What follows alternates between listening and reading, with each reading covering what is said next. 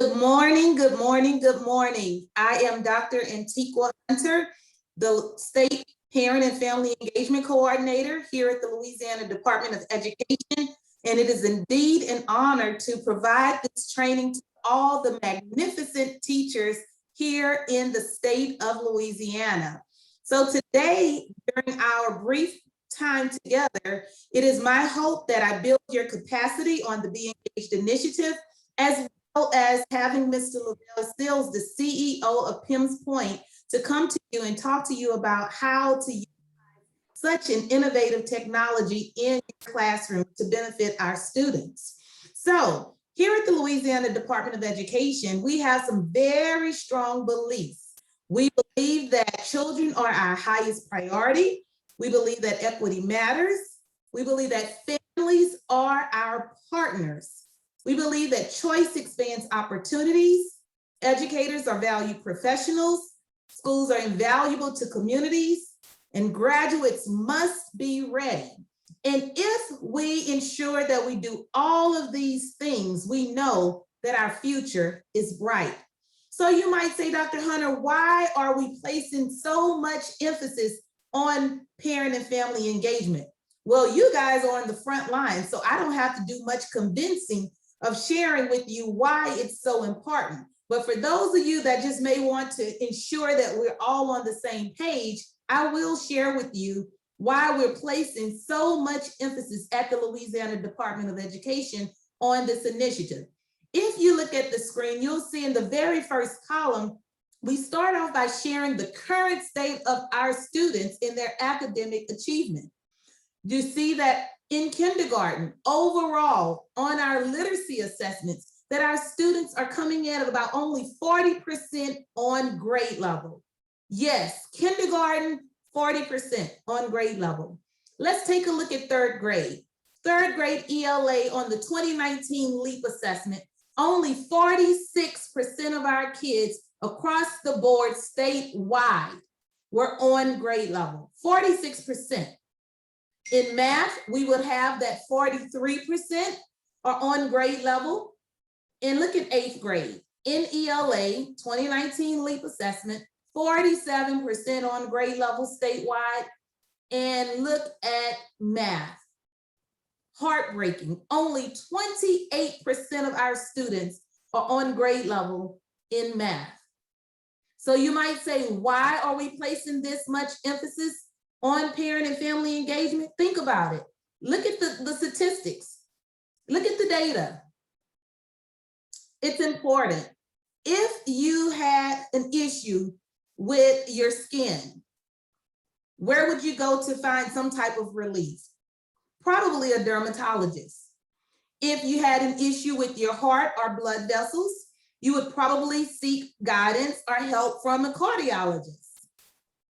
If you had an issue with just your overall health, you would probably go to a medical physician. Well, why is it that we see that we are definitely in need of some intervention when it comes to our students, that we're leaving out a very critical piece of the puzzle, which are the parents? Research says, and I'm in the last column now, that between 75% and 85% of the child's waking hours are spent outside of the classroom. So if we know that the majority of the time the kids are not with us, why are we not taking the time to engage with those closest to the child? Not only that, it is our goal that we nurture and birth 21st century learners. Well, we know with 21st century skills, there are a lot of things that are impacted by the home environment, because we know parents are a child's first teacher. Well, if a kid is to learn how to problem solve, where do you think that first starts? It starts at home. If a kid has to know how to implement goal setting as a part of being a 21st century learner, where is the first type of goal setting taking place? In the home. The parent might say, Johnny, if you can get through this week of cleaning your bedroom every night, on Friday, we'll treat you to ice cream. That's goal setting. Where do we learn about empathy, caring at home? Where do we learn about being persistent, not giving up? having the best attitude at home. So we see that it is so much more to engaging parents than just discipline, bringing them in when it's time to discuss discipline. All right, we know that we launched a parent and family engagement survey back towards the end of May, early June. And we launched it statewide, and we received over 26,000 results from parents. What did the parents say? Well, overall, the parents are saying that they want better relationships. And we know that. They want better relationships with teachers, with principals, with secretaries when they show up to the school. They want to feel welcome and not be faced with bad attitudes. We know that there are challenges, and so we have to be able to reduce or remove those barriers so the parents will feel welcome and want to be engaged. They are asking for better communication, not just from the teachers, but they want consistent communication from administrators, and they want consistency from the district level all the way down to the classroom. Those are things that the parents are asking for. Not only that, they are asking to help build their capacity. In many cases, we know that COVID actually pushed a lot of parents into becoming a teacher overnight, and they were not prepared in many cases. And so if we had been building those relationships along the way, if we had been engaging in meaningful conversations back and forth about standards, about different teaching strategies, maybe the transition would have been a lot less harsh than what it was due to COVID. COVID has proven that we can't do it alone. You can't do it alone as teachers. It is not your responsibility, 100% your responsibility to transform Johnny's trajectory of academic success. We all play a part. And that's why it's so important for everyone, no matter what seat you are in, to be engaged. We know that Title I is the birthplace for parent and family engagement, but it also exists throughout the federal law. So there are mandates out there saying, hey, we must engage parents. But here in Louisiana, we know that the law always gives you the bare minimum of what you should be doing.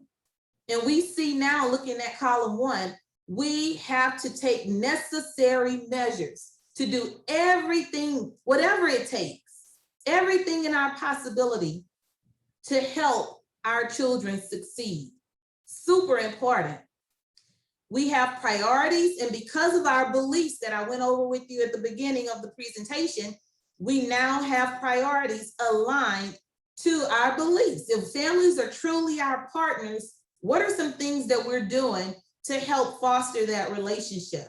And so when we look at our priorities, we see that it's a priority to remove barriers and create equitable, inclusive learning experiences for all children.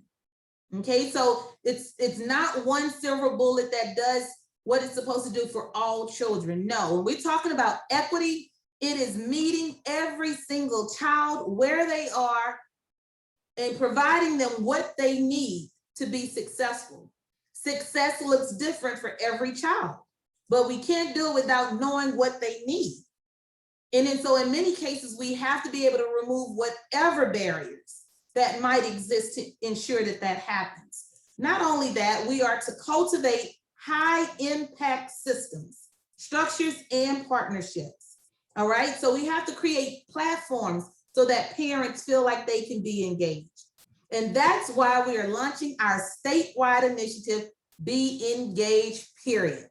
No matter what it takes, we are calling out, this is a call to action for everyone, from the state level all the way to the classroom, to be engaged, because we know we all win through engagement, and it takes a village. It takes a village. We need to think about, what does it take to get Johnny to graduation day? What does it take to get Sarah to graduation day? What does it take to get Reggie to graduation day? and we govern ourselves accordingly to ensure that that happens. So when we talk about parent and family engagement, there is a big difference between involvement and engagement.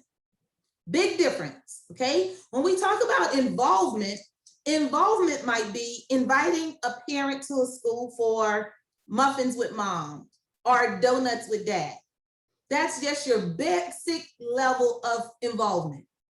Hey, parent, can you come and make copies for me? That's involvement. Hey, parents, can you help me raise $10,000 through box tops? That's involvement. Hey, we want to invite you to the fall festival. Involvement. When we talk about engagement, it is at a much deeper level, and it's always tied back to how do we raise student outcomes. All right, somehow, some way, it's connected to student outcomes. Everything that we do should be geared to outcomes of a student, okay? Family engagement is an empowering partnership among families, educators, practitioners, and the community, with shared responsibility for the personal success of children and youth. So the three key phrases that I want you to remember from that definition is: one, it is an empowering partnership. So once again, we're building the capacity to be able to empower parents to be advocates, in building the capacity to be able to engage with the community partners at a much higher level. All right, it's a shared responsibility. It's not just a one-man show to work miracles. We all play a part. And last but not least, like I said before, to ensure the personal success of every child. What one child may aspire to be and what they consider success may not be what success is for another child. So once again, it's meeting them where they are and accepting who they are. It's very important. So with the overall Be Engaged initiative, there are four major goals. Four major goals. The first goal is that we want to bring awareness to the importance of parent and family engagement. You would be surprised at how many people might ask the question, why are we putting this type of emphasis on parent and family engagement? Well, we know we can't do it alone, okay? The second goal, we want to meaningfully engage stakeholders to gain input that drives initiatives. All right, back and forth, regular communication. For so long, we've operated with just giving parents information, and they've just always been the receiver. We're just giving them information, and we're not taking the time to pause and listen. You would be surprised at the power of listening. Our third goal is that we want to construct platforms that ignite engagement from the state level to the classroom. We want to model at the state level what should be happening at the local school level. If we're asking such a big task from you, such a big lift to say, hey, we want you to invest this amount of time into parents, we're going to do it as well. And so with everybody being on board, I do think that we're able to change the trajectory of our state. All right, last but not least, we want to cultivate engagement that energizes learner success. What can we do to get students excited about learning? What can we do? Let's look for ways to make this an exciting movement, because we know initiatives come and go, but a movement is there to stay. And it's a much deeper commitment when we talk about a movement as opposed to an initiative. All right, so let's take a look at all the things that we have done at the State Department to help move this along. All right, we've held 2 trainings on parent and family engagement. We held one at the Teacher Leader Summit. Some of you all may have attended that training. If so, hi. And then we also held another training in September, okay, just to discuss, lay the foundation for parent and family engagement. We've developed a LDOE, Parent and Family Engagement Council, which is comprised of a representative from each of the LDOE teams, as well as parents from each of our BESI districts. We've received over 26,000 responses from parents that are telling us what they need to feel more welcome and more to be able to be more engaged. And so we're utilizing that. And you can see the icons on each of those actions. It ties back to the 4 goals that I told you about just a slide ahead, okay? We've developed the Louisiana Be Engaged Birth through 12 framework using the input from the results that parents gave us. The Birth through 12 framework is fantastic. It actually provides us with the goals from early childhood. We looked at the K through 12 national parent-teacher standards, and we aligned those under 6 overarching themes. And it actually gives us guidance at the school level of what does it look like in practice. If we are wanting to cultivate relationships, the framework actually shows us how do we do it. What are some tangible things we can do at the school level to foster cultivating relationships? All right, we've revamped the super app Title I parent engagement questions in our electronic grants management system.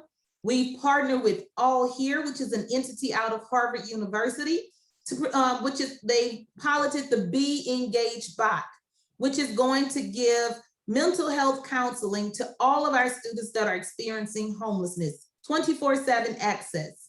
So it kind of works like Siri or Alexa, where if even at 2 o'clock in the morning, if they decided to pick up their phone and say, hey, I need to talk to someone, within 2 minutes, someone will be contacting them to provide them with some mental health counseling or resources that would be able to aid them. They also are able to get tutoring through this Be Engaged bot. So we're super excited about that, and it's launching November 1st.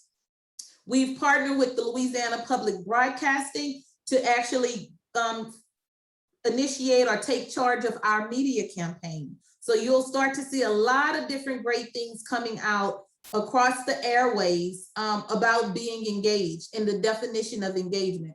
So be on the lookout for those. We've also partnered with Louisiana Public Broadcasting to provide STEM workshops for our parents that are experiencing homelessness. And we're going to make this available to over 750 families. So we're super, super excited about that. We've entered into a partnership with Metromorphosis that's going to provide technical assistance to our parent and family engagement coordinators at the local level to discuss the collective impact model and how we can bring the Birth through 12 framework to life. Because right now it is a pretty document, but it needs to have arms and it needs to have legs to be able to come to life, to actually make an impact. All right. We've hosted over 3 regional trainings across the state. We were in Bossier earlier this week. We did a virtual training. We were in Lafayette on Wednesday, and then we did another virtual training, and then we brought it home to EBR on Friday. And so we wanted to ensure that you guys were you may not have been able to physically attend one of those trainings, but we wanted to bring the training to you so that you would know exactly what this Be Engaged movement is all about. All right, and last but not least, we are launching PimsPoints, okay? PimsPoint is an innovative technology communication notification system that you'll learn more about in just a minute. And that's where you come into play. We need you guys. We need all hands on deck. PimsPoint will not be as successful as it can be without you all. So you're the heartbeat of this movement, because we know parents, they have relationships with you guys. And so we need you to promote it. We need you to get comfortable with it, because we have to do something different. What we've done in the past, what we've done in 1980, what we did back then, it doesn't work, or it's not being as effective as it could be in 2021. So we got to do some things different. And so we're calling on each of you to get on board and help us make this a reality. So you might say, Dr. Hunter, why PimsPoint? What is PimsPoint all about? So just overall, Like I said before, PimsPoint is a notification system. And I'm not going to go into details on the intricacies of it because we have Mr. Lavell Seals here, which is the CEO of PimsPoint, and he's going to do just that. But imagine it's an app that incentivizes parents for being engaged. So if a parent attends parent-teacher conference night, well, they can earn 10 points in that app. If they attend a math night, they can earn 10 points in the app. If they attend, say for instance, you guys have a webinar, because we know a lot of face-to-face interactions may not be happening right now because of COVID, but there's still ways to engage families without being face-to-face. So say you host an exciting webinar and you want your parents to attend. If they attend that webinar, they can earn, say, 15 points. And then as their points accumulate in the system, they're able to redeem those points for coupons that local businesses have put into the system. So say, for instance, Pizza Hut might say, for 30 points, you get a free large pizza. And then the parent's able to redeem that. You may, if you're in an area that doesn't have a whole lot of businesses, you may do in-house rewards, all right? And you might say, okay, for 50 points, a parent, you can earn a free backpack full of school supplies. And that parent, as she or he earns points, they're able to redeem them for that backpack. So this is a very innovative way to get parents excited about being engaged. And we know that when they're engaged, who wins in the end? It's the children. What you see on the left-hand side of the screen is just a snapshot of what the banners look like. That's going to go in every single school in the state, because it is this program is free of charge for every school in the state. LDOE has made it possible for you guys to have this and implement it without having to worry about how are we going to pay for it. So it's a win-win situation. So when we talk about PimsPoints, it's an innovative technology strategy to get parents engaged. It provides LDOE with an opportunity to engage with all stakeholders. In the past, we know that maybe the State Department may have been over here and the schools were kind of over here, and we're finding ways to intertwine with one another because we know that it takes a village. You guys can't do it by yourself. All right, we're able to connect with businesses through this app because now they're able to put their coupons and feel like they're supporting in a way. They may say, how can we help the schools? Well, now this is their opportunity. All right, it gets parents engaged. We can actually interact directly with parents, and we can interact directly with each of you. Another perk of utilizing PimsPoints is that it allows the LEAs to track engagement levels of parents that we may have not had before. What I mean by that, if Mary Jones was attending math night and parent-teacher conference and a football game on Friday night and signed documents in the system, well, she's receiving points for all of that. It may equal that Mary Jones was actually engaged 10 hours this quarter. Well, now we're able to track and say, hey, Mary, thank you for being engaged in your child's academic career. And not only that, when the child actually scores on a benchmark, later on, we'll be able to actually track the impact that engagement has had on their academic performance. We'll be able to look at where a child was performing at benchmark 1, look at the level of engagement of the parent throughout the quarter, and then look at where they were on maybe benchmark 2 and see if there was any significant increases or declines because of the lack of engagement. So this is wonderful, especially for my people that love data like me. All right.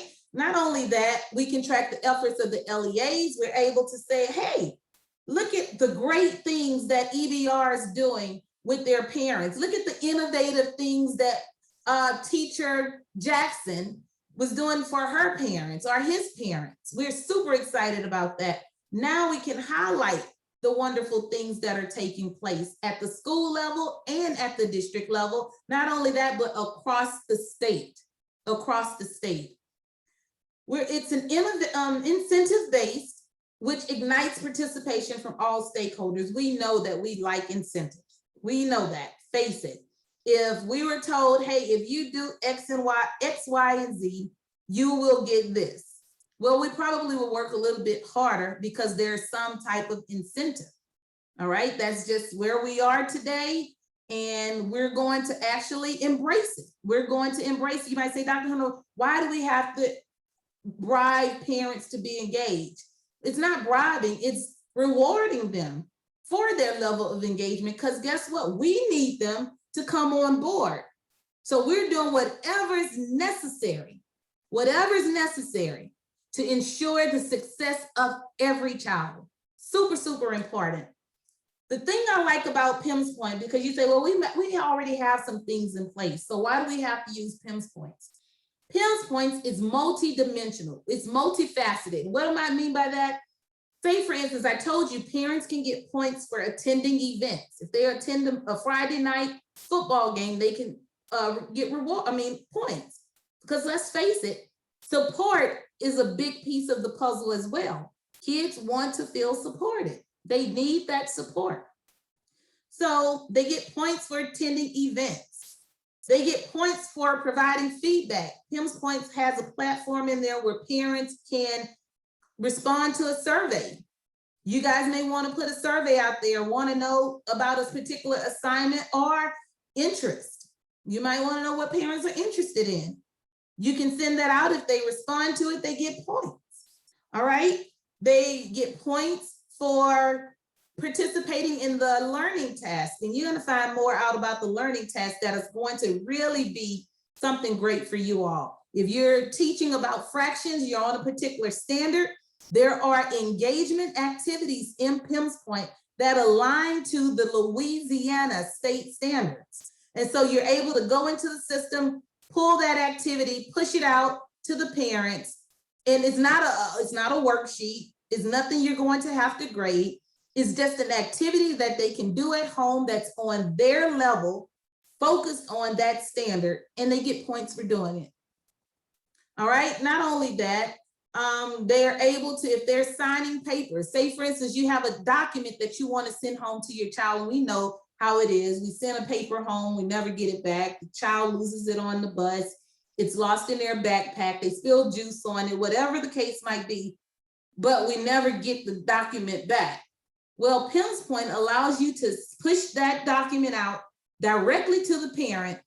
The parent can sign it digitally using their app on their phone or mobile. On the portal. They can go in the portal and you get that document right back. So you're taking the middleman out. I know you're excited about that feature, because I would be definitely, when I was a teacher, I would have definitely loved something like that. All right. It allows the customizations for your target audience. You know your parents, your families, what appeals to them. You can put different events and coupons in the system, even at the school level, that would appeal to your parents. So it's very customizable. And like I said, it's COVID friendly. It still allows you to be creative and innovative, to move along and engage parents without having to be face-to-face all the time. It provides economic relief to families through the coupons. We have a lot of parents and families that are facing some challenges, financial challenges right now. We've probably all been impacted in some way, form, or fashion because of COVID. Who doesn't like a coupon? We all can use a coupon, no matter what socioeconomic status you may fall in. We all like coupons, so that's available. And last but not least, it promotes partnerships with the community, and we're super excited about that. So what do we need from you before I get ready to turn this over to Mr. Seals? We need patience, because this is something new, and we know how things are. Whenever something's new, a lot of times it's uncomfortable because we're not used to it. So we just need you to have patience as we go through the process of rolling this out. All right. We need an open mind. This is something different from what you're used to doing. It's going to be different for you to have parents wanting to be engaged. But that's a good problem, right? We all wish that we had more parents that really showed up to be engaged with their child. A lot of parents, sometimes we dismiss them because we feel like they don't want to be engaged, and that's not the case. They may just not know how to be engaged. And because maybe they've experienced some bad things in the past, they've removed themselves from the engagement process. But we're doing everything, even with the framework, to turn that around, to actually say, hey, parents, we're waving the red flag, get on board, we need your help. We need commitment from you. We need you to see this out throughout the end of the year. Send out those engagement tasks. That's very, very important. Utilize the document aspect to get signatures on it when you need to. You know, you can send papers home or documents, flyers home to parents. Utilize it. Create those rosters that will be able to send specific things out to specific parents.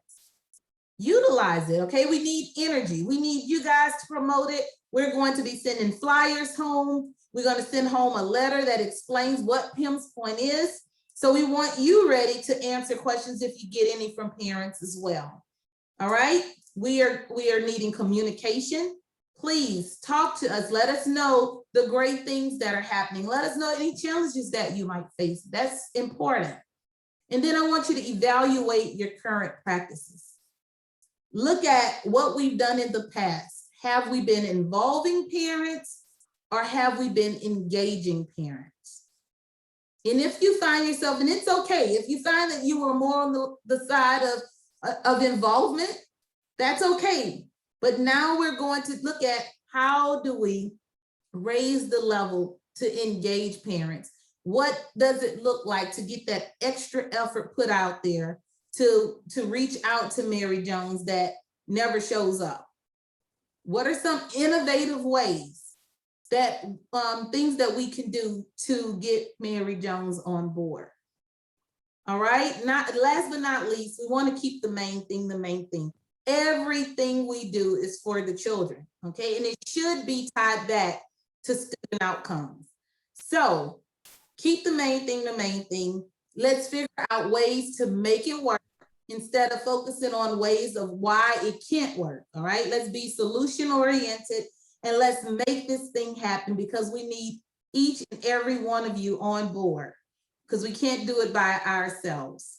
All right, so together we can build transformative relationships and partnerships. That has to happen, We all win through engagement. So at this time, I'm going to ask Mr. Lavell Seals to come and he's going to share with you the intricacies of PimsPoints. So Mr. Seals, the floor is yours. I'm bringing you before the best Louisiana has to offer our teachers. Again, my name is Lavell Seals. I'm the CEO of Idle Mind Technologies and the creator of PimsPoints. And listen, I'm super excited to be here with you guys and having the opportunity to train you guys on PimsPoints, which is the software that the state of Louisiana Department of Education has purchased to power the statewide parent engagement initiative, or should I say movement, Be Engaged. Again, we are super excited to be teaming with the state of Louisiana. I believe this is a tremendous opportunity to show all the other states just how important parent engagement is to not only the state of Louisiana, but to all of your children that are affected by parent engagement. So just a little bit of background on myself. I am actually an educator. I'm not a big tech guy. I just happened to go to a meeting one day in Memphis, Tennessee, and it was at a middle school. The school had a population of 750 some odd students. And the meeting that I went to was a community meeting for parents. And there was only 12 parents at this meeting total. And it just was disheartening for me. And I had a conversation with the facilitator of the meeting. And, you know, she told me, you know, the normal response when it comes to parents not being engaged. And so I just took that home with me and I pondered over that. And I was like, well, you know, what could be a solution to at least get parents more engaged in what's going on at the school level. And again, just continue to ponder on it. And I came up with an idea. I was like, well, what if we incentivized parents through the community businesses in on that part, and then also have a way to include all things parent engagement on one platform and reward those parents for that engagement. And lo and behold, I got in touch with the right people who were tech guys, and they were able to put the technology together. And now today we have PimsPoints. So I want to dive deep into PimsPoints and how PimsPoints is going to help power your Be Engaged movement. And I want to just establish that, that PimsPoints is very multifaceted, very multidimensional. You don't have to use everything that we're going to show you. I know some of you guys use Remind 101 or School Messenger or even Class Dojo.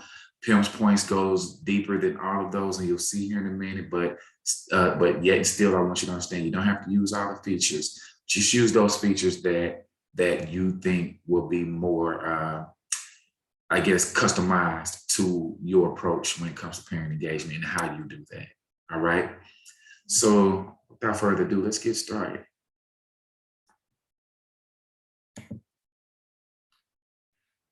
Okay, I'm going to start with a PimsPoints overview, just so you can get some background knowledge and information. Then I'm going to review an agenda, and so that you'll have an idea of how we're going to move forward in this presentation. And actually, let's start with the agenda. So we're going to go over how coupons and rewards play a part in this PimsPoints thing. People are super excited about this technology that will actually reward parents points and allow those parents to exchange those points for coupons. So let's start with that excitement first. And then we'll move on to locations so that you'll know how to set up a location in PimsPoints. Like, for example, if you're attending a field trip or setting up a field trip at the zoo, you want to set the location up in PimsPoints so that parents know where that location is. All right, and they can get there and check in when they get there to get their points and you get their attendance. We're going to show you guys how to manage your participants, which are your parents, their households, and also create rosters so that you can target those parents that are in your classroom. I'm also going to show you guys how to have fun with the platform. How can you poll your parents? How can you send documents to your parents? How can you send tasks, what we call learning tasks, to your parents? Also, part 5 right here, how can you manage your activities and sessions on a calendar and notify your parents of what we call those opportunities to be engaged, okay? And then we're going to end this with a survey, QR code survey. So just let us know, give us some feedback, let us know how well we did, and hopefully we can build on that.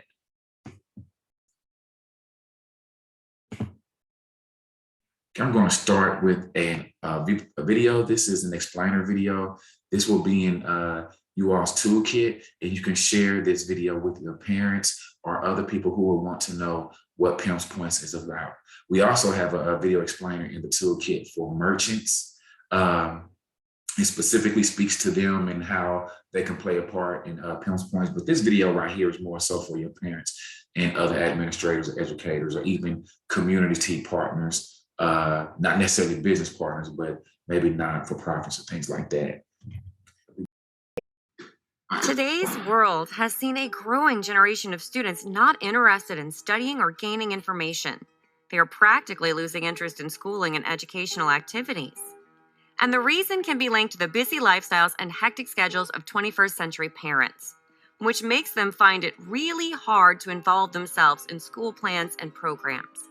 But the fact remains that the active and ongoing participation of a parent in the educational process of their child has a positive impact on grades, test scores, behavior at home and school, social skills, emotional development, and so much more. And parents who are not interested in the academic life of their kids are simply enhancing school failures. When parents and families are engaged with their children's education, everyone benefits, including the teachers and principals who yet are struggling to get parents more involved in school activities. Well, they do not have to struggle again. Introducing PimsPoints, our web-based and mobile app communication and data management platform that helps to drive parents' engagement with less hassle. Never again would kids' education suffer negligence with PimsPoints. Plus, PimsPoints also rewards participants for being engaged. Parents can earn points by providing feedback, completing polls or surveys, signing docs, attending a school event or meeting, completing a learning task like assisting with homework, and even student attendance. These points can be exchanged for valuable coupons sponsored by local businesses or brands. It is a win-win for parents, schools, and the business communities who can also advertise their products and services through our portal. And the ultimate winners are the kids. Be engaged, stay engaged. All right, be engaged, stay engaged, right? That's the whole thing. And again, this is a video explainer that you guys will have in a toolkit that you can actually share with interested organizations or people. So how does PimsPoints work? PimsPoints is was actually created with research in mind. There's a guy by the name of Dr. Joyce Epstein. He came up with 6 areas of parent engagement that organizations should focus on. And we took those 6 areas of engagement, which are represented in these colorful blocks here, and we created features on the platform that spoke to 2 or more of those areas of engagement, right? For example, documents, that's parenting and communication, all right? It speaks to both of those areas. And if you notice, each feature points to the center, which is for the parents to be engaged, earn points, and then access rewards. So signing documents or verifying documents as received, parents earn points. Attending meetings, activities, and events, parents earn points, all right? Completing parent and student learning tasks at home, parents earn points for that. Participating in polls and surveys, parents earn points for that, all right? And what is the point of this? So that we can not only reward the parents and affect their students' achievement, but so that we can now have data centered around parents' engagement, all right? And we're going to take that data and we're going to connect it with students' benchmarks, right? And see if student performance is being enhanced by parents' level of engagement.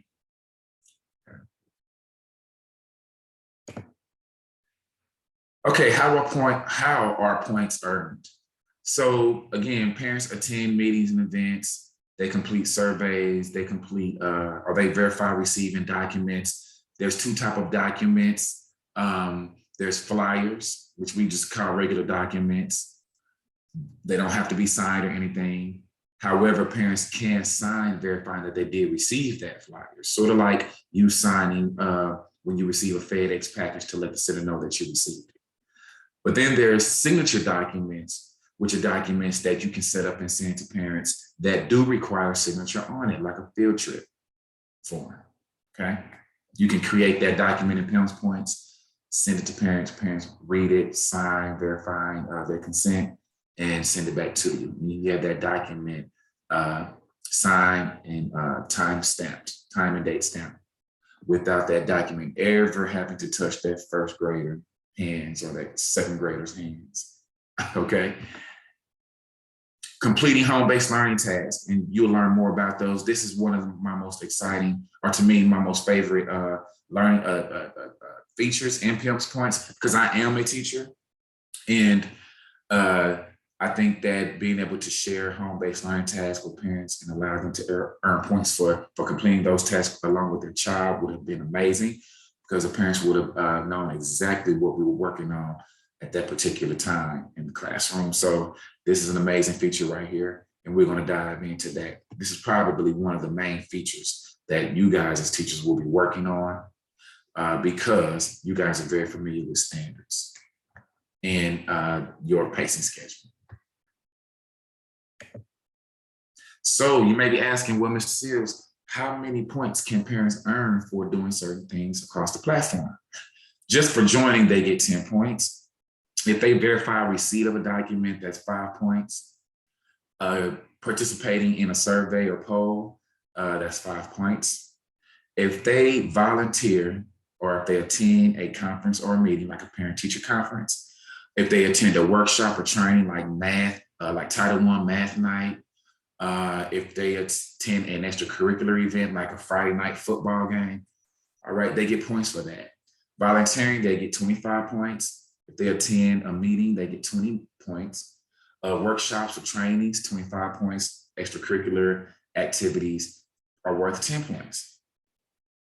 All right, what about learning tasks? If a parent completes a learning task within early childhood age 3 through a kindergarten, they get 5 points.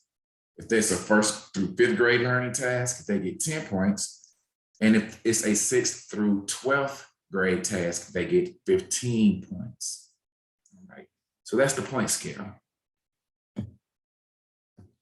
How are points accessed? All right, there is a reward section in the mobile app. There's also a reward section on the parent portal.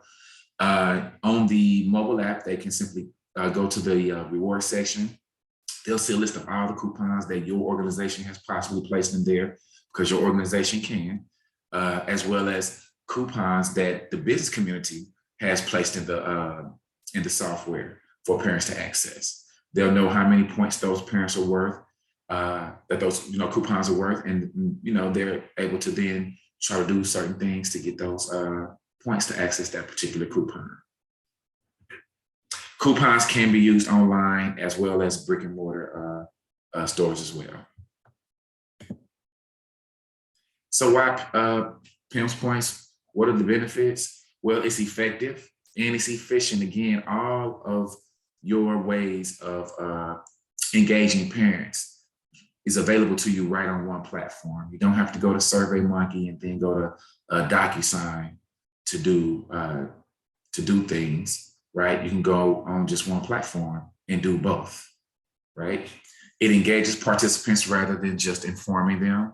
It's a great way to engage your parents with what that student is learning in the classroom. Again, remember those learning tasks, and you'll see exactly how those learning tasks can affect the parents in such a way because of the information that they're getting. It's also a great way to connect participants, your community, and your organization all on one platform, as well as demonstrate your parent engagement story. All right. At the classroom level, never before, I don't believe that you've been able to tell your administrators at your school, hey, look, my parents are engaged. And not only are they engaged, this is my story being demonstrated with real data, okay? That's powerful, right? And now you have that power at the classroom level to be able to demonstrate your parent engagement at the classroom level. And ultimately, your parent engagement level at the classroom level affects the parent engagement level at the school-wide level, right? So we want to show you how to power your classroom parent engagement with PimsPoints. So let's get started with that. The first thing I would like for you to do is go to this website, alpha.pimspoints.com. Okay. You can write this down. Again, that's alpha.pimspoints.com. When you get to the website, you want to go to Lavell Seals at PimsPoints.com. I'm sorry, enter Lavell Seals at PimsPoints.com for your username. And your password will be GetStarted1. So everyone will use the same username as well as the same password.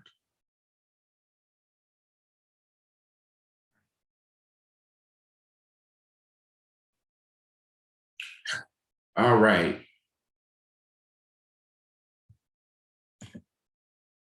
Once you click on that website, it will take you to what we call the administrative portal. All right. There's 3 portals for PimsPoints. The only one that you need to really be concerned about is the administrative portal, because that's where you'll be able to do different, cool things. There's also a parent portal, what we call the participant portal, because parents are participants and participants are parents. And there's also a merchant portal. The merchant portal is where the business community goes in and create coupons and different things like that to be displayed in the parent portal and the mobile app. So we're gonna sign in.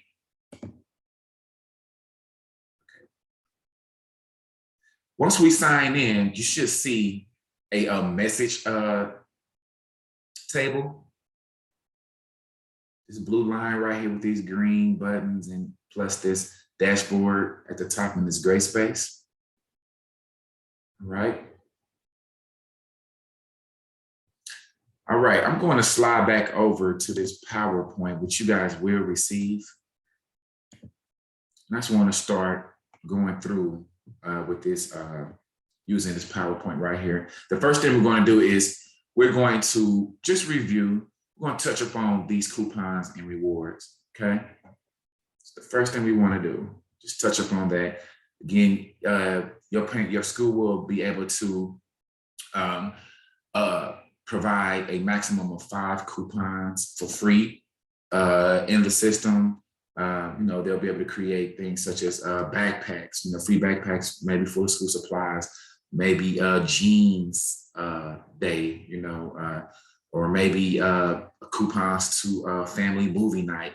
You can get super creative with that whole idea. So let me show you guys how that would actually work.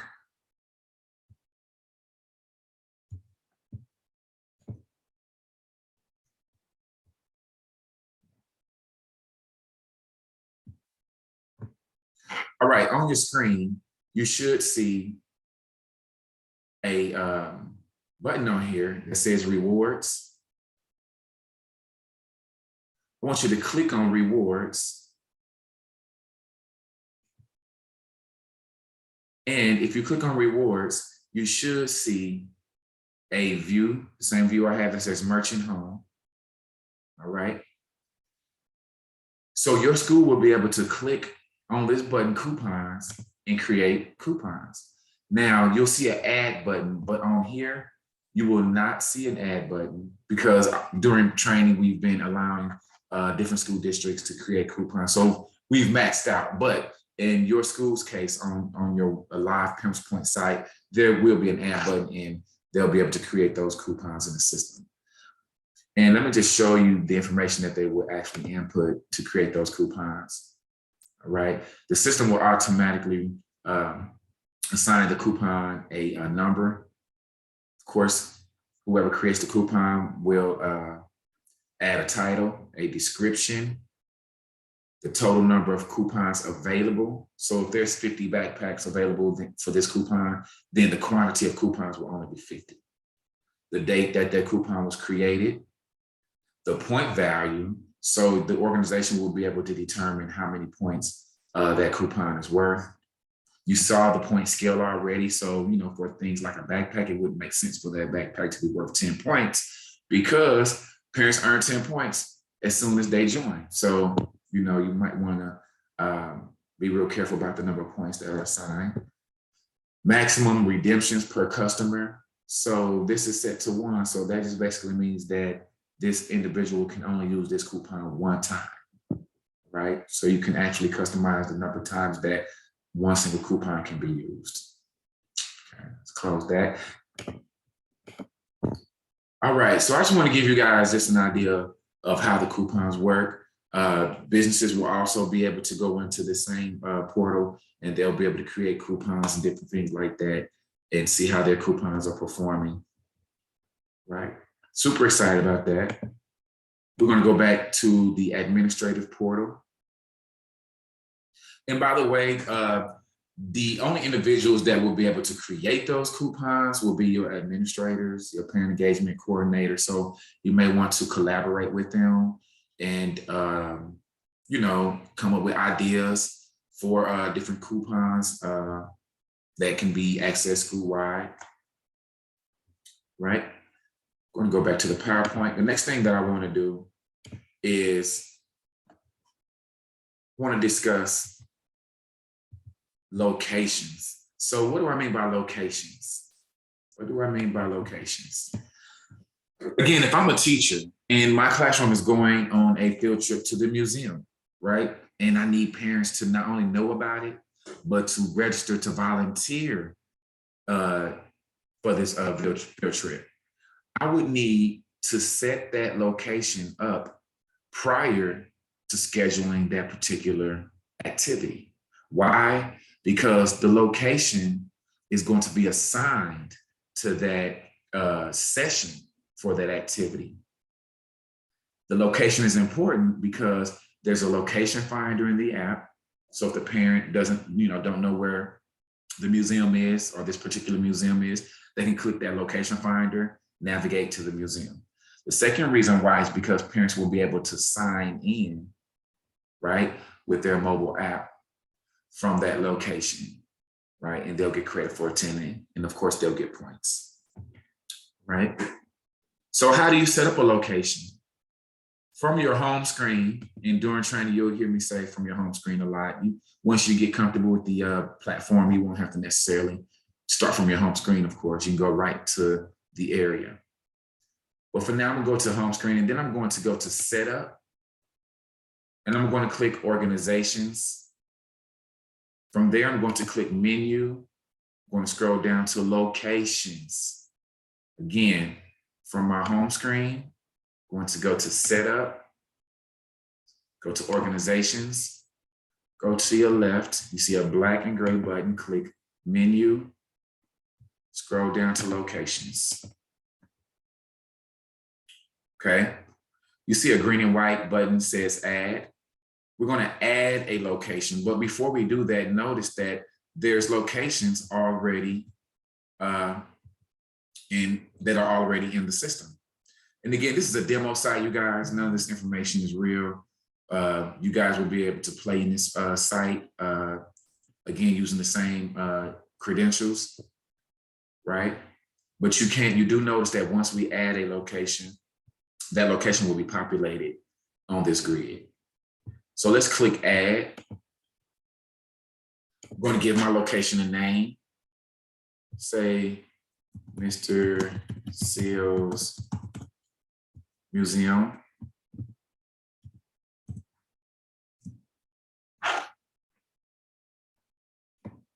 Okay. We want to make sure that the location is active. It's not a school location, so we want to make sure that it's not set to the school location. If it was, we would say yes. If we want to deactivate the location, we can go in and click no and save it. If we don't want to delete it out, we're going to put that to yes. Okay. The next thing that we're going to do is we're going to add a description. If you want to, it's not. It's optional. Okay.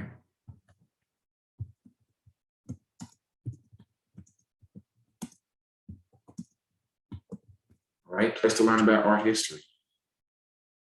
We want to go ahead and give it an address type.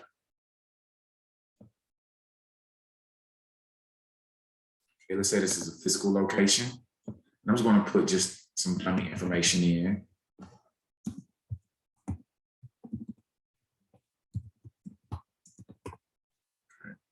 City, say New Orleans, say Louisiana, and let's give that just a bait zip code.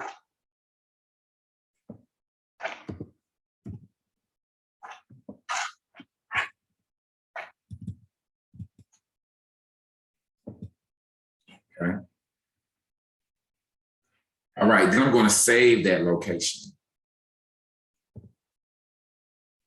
And then I want to search just to make sure that that location is in there. And by the way, there's several ways you can search.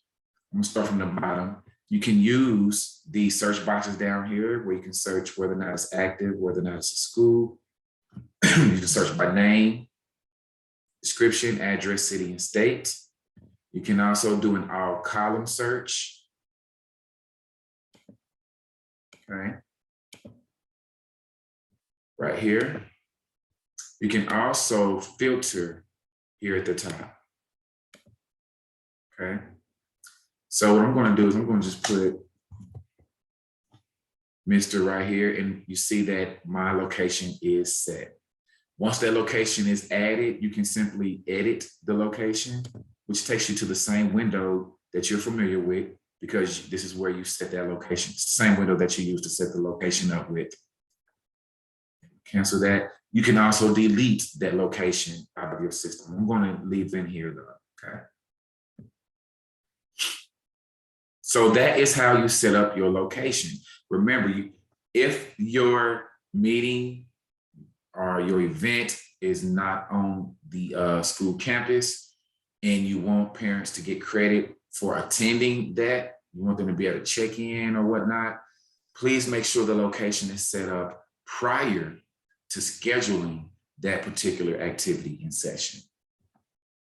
I'm going to go back to the home screen. Right? I'm gonna slide over here to the PowerPoint. The next thing I want to do is I want to show you how to manage your participants, your households, and of course, create your rosters. The first thing we're going to do is participants. Now, your parents will be requesting access. They'll submit for approval. One of your administrators will be approving your parents. Once they're approved, PimsPoints will establish them as a participant in PimsPoints. It will also establish their household, because the parents will include their children's information when they submit their request for an account, right? And once they've done that, you'll be able to see your students and then be able to pull for your organization and be able to pull the students that are relevant to your class so that you can create a roster, right? So the first thing we want to do is we want to be able to view a person's information. Once they've been approved, you as the teacher, you may want to go in and go into that person's account and do some cool things. And I'll show you what cool things you may want to do as a teacher. So to navigate to that person's account, again, I'm gonna start from home screen, go to people, go to person information. If I scroll down, I will see people that are now approved to receive communications. All right, these are parents, not students. These are parents. If I want to go into, let's say, Troy Blaine's account, I can just click on edit. Now, as the teacher, I may want to view Troy Blaine's personal information. All right, make sure it's up to date or whatnot. Okay. I may want to view Troy Blaine's household information.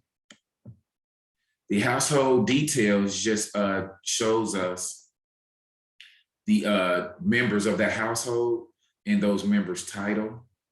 The monthly income, we don't ask parents for that, so that will always be set as 0. But maybe as the teacher, I may want to delete a student out of that household or add a student to the household. I can do that from within that person's account, okay? How do I add a person to this household? I can add a person by entering their first name or last name under quick select, or I can click advanced select, which is what I really like to use. And I can filter, right? Or I can enter last name, first name, or date of birth and click find person. Okay. And I can select individuals from this list. And once I find those individuals, they'll populate here on your household members list. All right. You can also delete household members from the list. Okay. You may want to jot notes of communications that has occurred, all right? For example, you may make a note, you may want to make a note to yourself and, detail that, put the date, some information and save that note. And it's set for your records within that individual parent's file. All right. Also, let me go back to that, messages. Maybe if you try to reach out to the parent and you want to document that attempt, you can do that in PimsPoints. Again, I know that you guys may be using software already where you're recording or documenting, message attempts. That's totally fine. I'm just pointing out that that feature is available for you guys to use within that person's account. Excuse me. Now, let's say that you want to send this individual a document. Now, you will be able to send a mass document to all of your parents on your roster, right? But what if you just want to send a document just to Troy Blank? Let's say that 90% of your class, let's say 99% of your class has returned their field trip forms back electronically signed to you, except for Troy Blank. And you want to just send him the field trip form. You can just go again, click edit, go into his account, click documents, right? And remember I was telling you there's two types of documents, all right? Let's say if it's a flyer and you just want to send a flyer out to your parents, letting them know of the upcoming field trip, and you want the parents to sign, verifying that they received that flyer, you can do so simply by uploading that document here by clicking select file. And if you click select file, right, you can just attach it, right? And then you can customize the name of that flyer if you want. You can even assign that document to a specific individual in that household, right? So if the document is specifically for the daughter, Lisa, we can determine that. It doesn't matter if you don't, though. It's not going to prevent you from sending it. All right, you can add additional comments. And once you do that, you would just simply click submit. The parent will receive the flyer. They'll sign, verifying that they did receive it. You'll get that signature with date and time stamped. The other document is sort of like a field trip or any document in which a signature would need to be embedded on the document. Okay, excuse me. So you can create a signature document, right? If it's not already in your list. So let's say that you want to send a field trip form to the museum or zoo or whatnot, and that document is not here in your list. So then you need to create that document on the fly. Just click this green and white plus button. And now PimsPoints will allow you to create that signature document. So let's name it. Let's name this field trip. Let's just put zoo or museum field trip. Let's do that. Museum field trip. You can add a description if you want. All right, it doesn't matter if you don't. Scroll down. Notice that we have this toolbar here. All right, I can do some amazing things with this toolbar. You guys can play around with this. All right, but there's some specific things that you'll need to know in order to be successful in getting a signature embedded on your document. All right. Want you to pay attention to this button right here that says placeholders. You can embed placeholders in your document that will automatically populate with information like a parent's full name, their contact demographic information like address and phone number. Wherever you want that signature to appear, you can put a placeholder for that, and you can put it in your document multiple times. It's not limited to just one time on your document. Also, the date in which that parent signs the document, which we call signature date, you can embed that in multiple places in your document, right?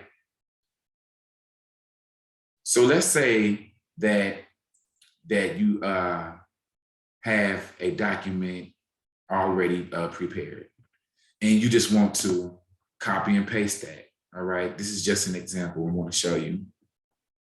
All right, what I've done is I've went to a document that was already created, and I'm just going to copy and paste that document and the content of that field trip in here. I just want to show you guys how, if you already have a field trip form created, again, you can just go to your Word document, copy it, and then paste it into PimsPoints. All right. And once you do that, you can begin to reformat that document how you want. All right. So let's say I want a placeholder or my parents' full name to appear. So when they get this, it's going to say Mr. Lavell Seals already embedded on the document. Okay. So also, let's say that I want to have the address and phone number appear on the letter, right? It will already be populated on the document. I'll scroll down, right? Or you can even put the name here. Instead of saying dear parent, we can actually put the actual placeholder right here. So let's do that. I'm going to actually delete this. Instead of saying dear parent, PimsPoints is going to make that specific, and we'll put a placeholder right there. So that individual's parent name will actually appear here. And I can delete this one. Or we can even leave it. Let's leave it. Okay. All right, here's the body that I copied and pasted. If you don't have a field trip form already created or something like that, and you just want to create something from scratch, you can do that within PimsPoints. And notice how it's designed right here. You can do it the same way. All right. Unfortunately, we don't have placeholders for every individual thing that would need to be filled out on a line. So we would need to make sure that the document is edited so that we're not expecting anything to appear on these lines automatically. All right. So I'm just going to just modify this.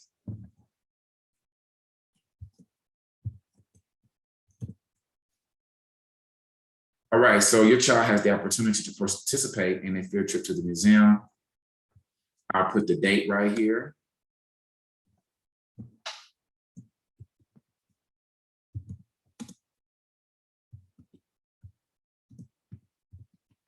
All right, I'll put the cost. All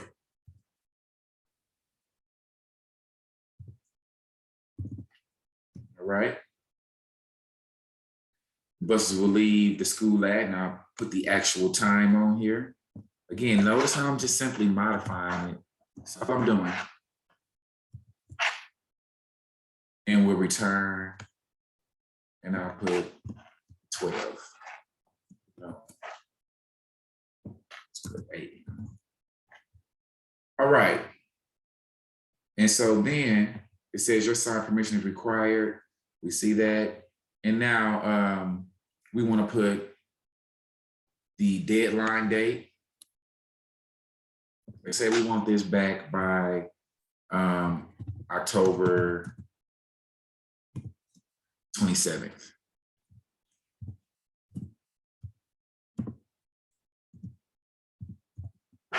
Right?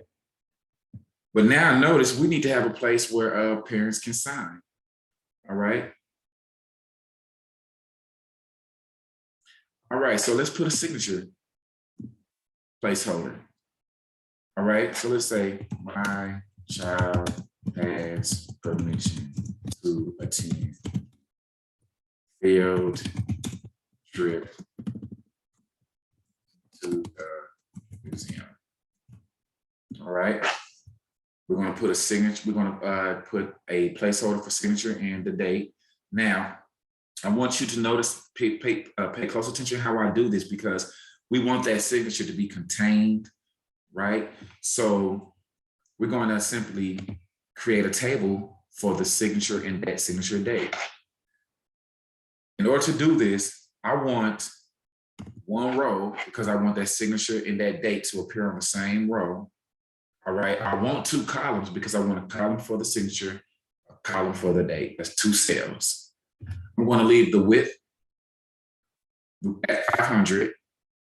Everything else I'm going to leave the same as well, headers, cell spacing, cell padding. But the border size, I'm going to change that to 0. The reason why is because I don't want borders to be I don't want borders to show, right? I don't want them lines to show that encapsulates the signature and the date. I want to be transparent or clear. And then I'm going to click OK. And then you notice your column for your signature and the column for your date. Right? So I'm going to go up here to placeholder. I'm going to put signature image there. That's where my signature will appear. And I'm going to put signature date here. So the date that parent signs is going to be the date that's going to populate here. And now I have my document ready, right? I'm going to then click save. And now that document is ready to assign or send to parents, all right? Also, remember, we're still within Troy Blaine's folder, right? Again, I can determine who I want to assign it to, enter comments. All right, another thing I want to show you before we assign the document, if you want to view any documents that Troy Blaine has already viewed and signed, you can do that from within view files. All right, or if it's a document that didn't necessarily need a signature, but was a flyer, you can view that any document that was sent out that was received by Troy Blaine. Okay.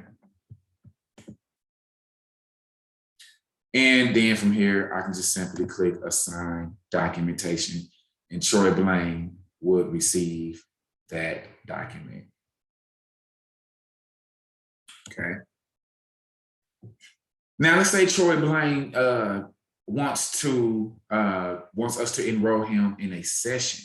You know, let's say that all the other parents have been talking about a workshop or something that's going on, and he wants to get enrolled, but he lost his cell phone. He doesn't have a laptop. He doesn't have access to the internet. He can actually contact you and say, hey, look, Mr. Seals, can you please enroll me in a session that you have on dental hygiene for children? You know, I can't enroll because I can't, register from my mobile. I can't register from my parent portal because of whatever reasons. I could say, sure, Troy Blaine, I'm going to go to Troy Blaine's account, which we are already in. I'm going to then click on enroll session. Remember, we got into Troy Blaine's account by finding his name and then going to edit. I'm going to now click enroll for session. Okay, and you'll learn more about how to create activities and sessions later. There are 4 types of programs that activities and sessions are defined under. Either they're defined as a conference, meeting, extracurricular, volunteering, a workshop. Let's say this is a workshop, okay? And let's say that we want to enroll him in an activity called the Family Health Informational, okay? And we're gonna enroll him into this session. So I want you to pay attention to this. Your program, all right, is already set. The activity has to be created by you, right? And you can create multiple sessions under one activity. Notice that the activity is general. It's called the Family Health Information. So anything that has to do with family health, I can create sessions that will be assigned, that I can assign to this particular activity. So I'll get some water real quick. Excuse me, thank you. All right, so again, this particular session has to do with dental hygiene, and I want to assign this particular session to this activity. All right. We would then place him on the roster that was created when we created the session. And then we are going to enroll him for the session. So now we can go ahead and take his attendance, right? Because he'll be on your roster. We can actually take his attendance on the day of, right? You can also view any details, all right, of a roster that he would be on. So anything that he has attended in the past, you can view that roster and see his information on that roster. Okay, I'm going to then enroll him in that session and then close. All right. Now, on your session, of course, he'll be enrolled. Again, this is just a practice site for you guys. And so what I've shown you is how to get to a person's file. All right, I'm gonna do that one more time from the home screen. I'm going to go to people. Again, we're talking about a parent's file. I'm going to go to person information. I see here all the parents that have been approved to receive communications from my organization. I'm going to find a parent that I want to, view into their account, take a view into their account. Here's Troy Blaine. I'm going to click edit to open up his account. From there, I can view his personal information. You're not going to use service info button much. You can view household details. If you want to record any communications like notes or any message attempts, you can do that here under communications. If you want to send this particular parent a document or create a document to send to them from within their file, you can do that here. And if you want to enroll that individual in a session, a future session, you can do that from within their file. Once that individual is created, again, you can edit, deactivate, delete, or view details, which you won't do as teachers. Only your administrators will want to deactivate, delete, or view details of this individual. Okay. All right, let's go back to our home screen. I'm going to slide back over to our PowerPoint. I'm going to go to rosters, all right? We talked about participants' information, all right, and how we can view their information. Okay. We talked about households, but there's one thing I want to do. Let me go back to the PowerPoint. There's one thing I want to talk about in households. Let's say that you're not in that individual's file, but you just want to just view all the households that are in your classroom, all right? You can simply go to participation. Go to people, go to households. Again, I went to people, then households. And remember, I'm not in Troy Blaine's file or account. I'm actually in all the households records. So this is a record of all the households in my classroom, all right? From here, I can add a new household, right? I can also, simply by clicking this add button, and this is the same view that you guys saw earlier. So why would you use this? If you have a new student and that student parent has not created a household in your account or in PimsPoints, you can create a household for them, right?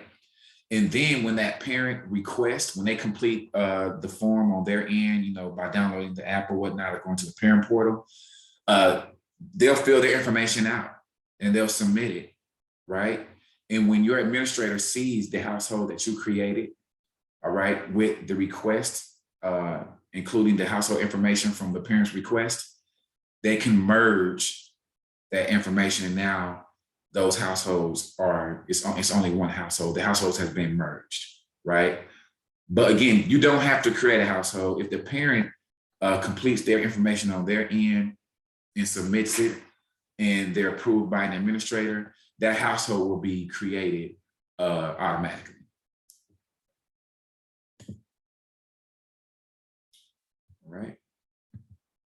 But what you will want to do for sure on PimsPoints is create a roster. So I'm going to go to my home screen. Right? And we're going to learn how to add and edit a roster, delete and view roster details, right? As well as print a roster if you want a hard copy. Right. So from my home screen, I'm going to go to participation. I'm going to scroll down to rosters. As a teacher, I may want to add a roster of all, create a roster to add all of the students on my classroom, to it. So I'm going to click add. I'm going to name my roster.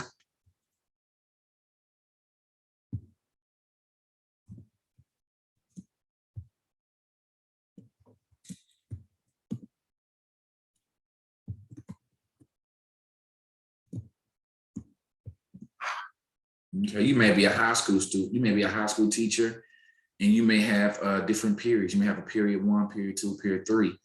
You can go ahead and create rosters for each period. So let's say this is my roster A. Right. Now I can give that roster a description if I want to. Then I want to begin to add individuals to the roster. I can do that by advanced select, by typing in the individual's first name and last name. Okay. And again, that would be the participant or the parent's name. Or I can then click advanced select, and I can identify the parents that I want to add to my roster by filtering, right? Or by just selecting multiple individuals. So let's say I want to add Troy Blaine to my roster. I want to add the parent Xavier Henson and Frederick Holmes, Jane Demo, and Jane Doe to my roster. I'm gonna scroll up. I'm going to click this green and white button, select. Right, and if I scroll up further, I see that these individuals are now on my roster. Okay, I can delete them off of my roster, or I can even make them inactive, but still keep them on the roster by clicking this button here. It's a check mark box. Right? Once my roster is good, I'm going to then scroll down and click Save Roster. Again, I'm going to search just to make my roster, make sure my roster is there, in fact.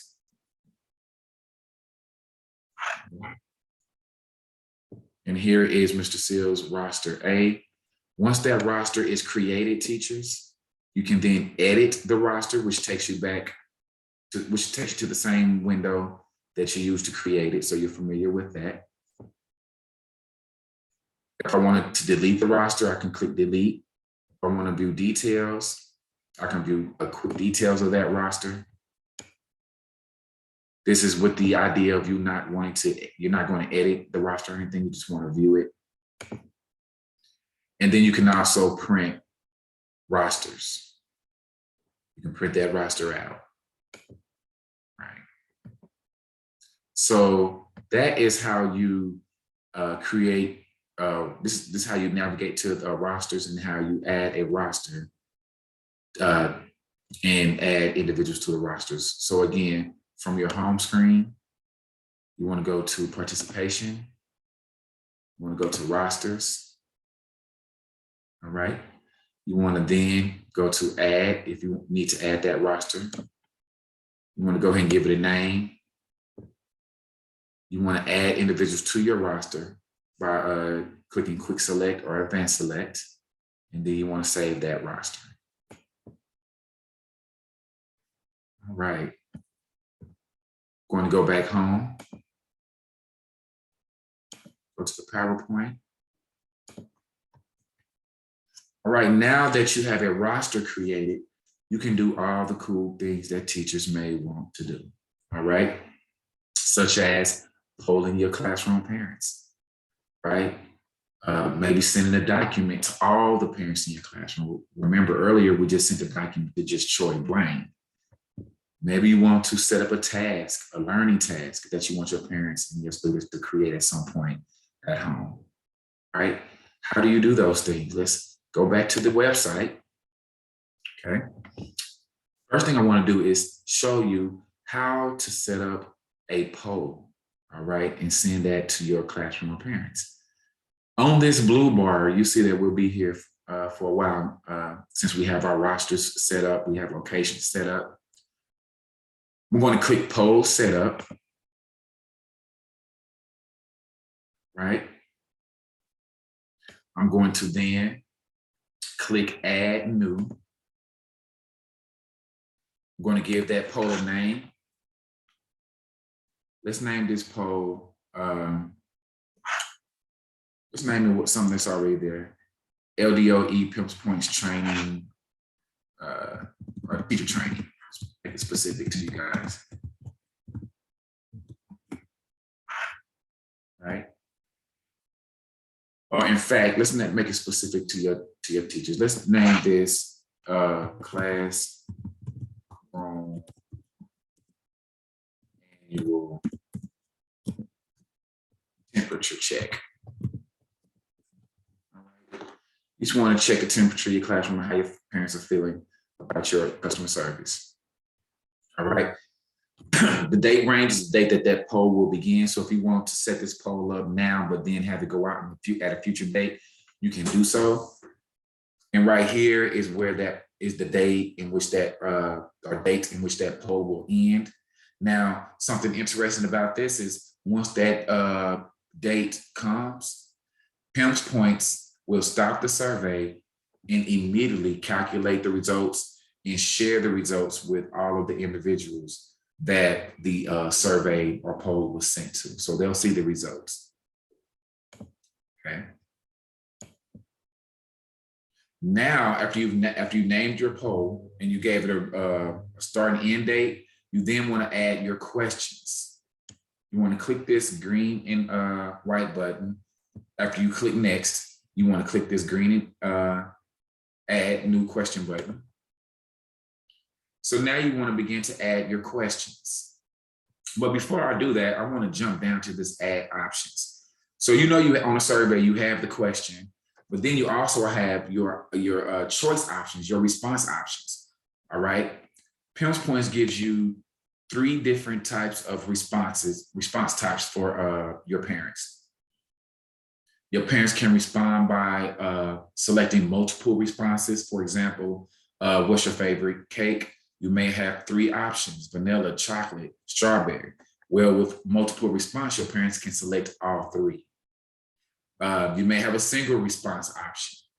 A single response option will only allow your parents to select only one of those cakes and not go further. They can only select one.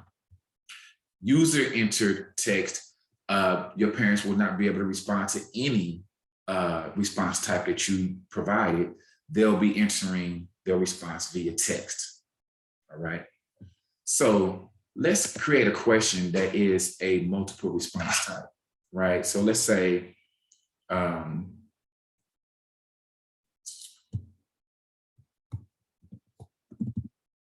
what materials do you think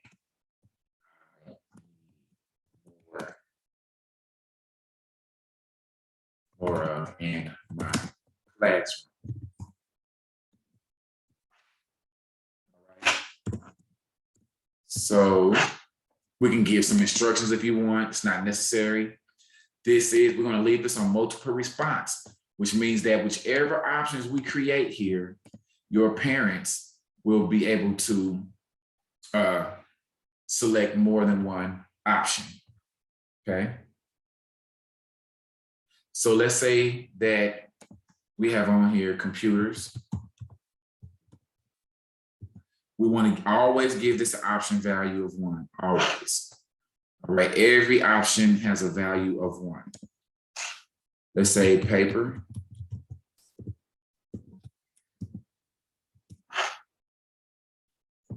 Right? Let's say headphones. All right. And let's add one more thing. Let's add notepads.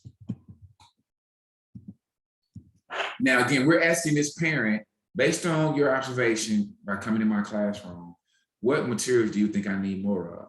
And so these parents are going to have the option to choose multiple options. So I'm going to click Save. We're going to add another question to our poll, right? Let's say that this is a single response type. So the question needs to reflect that type of response type. So let's say that we want to ask our parents, how do you feel about my communication? How do you feel about my communication? Again, we can add instructions if we want, right? This is a single response because we only want this parent to only choose one out of all the response options. Okay. Let's say our first response is outstanding. Again, we want to give that response a value of 1. We want to add another option. We want to say that this one is fair. We want to add another. Let's say it's terrible. All right. I mean, let's say you give them a neutral option, like not sure. Give that option value. And then we're going to save this poll question. Let's add another question. This time, we don't want the parents to choose a response from options that we provided. We want parents to just enter their response via text, right? Textual response. So let's enter the question. How can I improve my communication?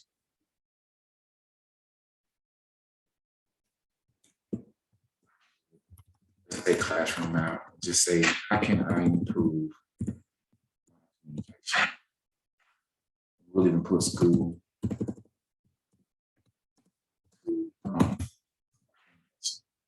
Again, you can put instructions if you want. Notice that you do not have an add button to add your response types because we want parents to just type, we want them to give us their feedback by just typing their answers in, okay? And we're going to click Save. Now you can add as many questions as you want, all right? The poll feature is very responsive, it's very intuitive, it flows very well. Once the parents complete this survey, of course, PimsPoints will reward their points and you'll get feedback. So after I have all of my questions created and ready, I'm going to click Next. All right, the poll did not go out because we didn't tell PimsPoints who to send it to. All PimsPoints did was just save it on this table somewhere. So let's search for it.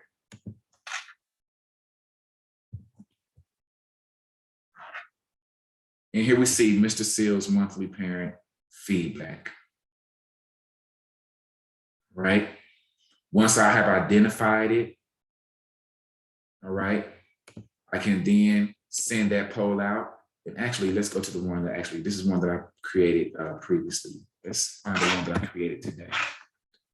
Another way, by the way, in which you guys can search besides searching all columns and besides going to the bottom here in the search boxes, I can just click the date created and it will show me the most recent survey that I created. And here we have classroom annual temperature check. Once I find it, I can then take action. I can edit the poll, right? I can delete the poll. And let me say something about deleting the poll. You cannot, PimsPoints will not allow you, to delete a poll if there is data associated with it. So if you send this poll out and parents begin to respond, you're not going to be able to delete the poll, right? Because there's a data associated with it. you can view poll results in view time. So once you send that poll out, parents start responding, you can come back into this poll, go to view poll results, and you can see in real time your parents' responses. All right. So let's assume that you have not sent the poll. You have found the poll, you're ready to send it.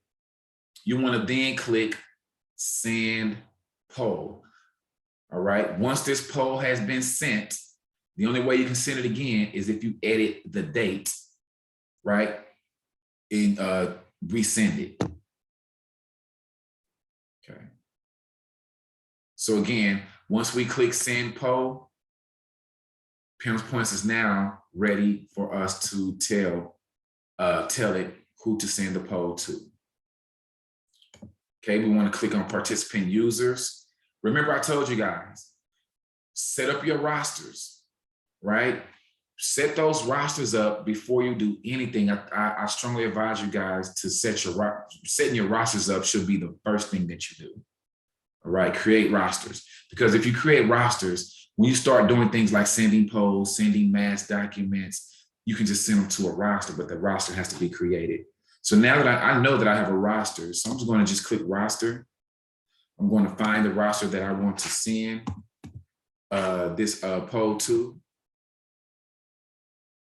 Okay. And here I have Mr. Seals' class. I want to accept that roster. Now, if you don't want to send it to parents on a roster, you can send it to everyone in your organization or that has been assigned to you. That's how you clear it out. If you just want to send it to specific people, you can just select those individuals you want to send it to. Right?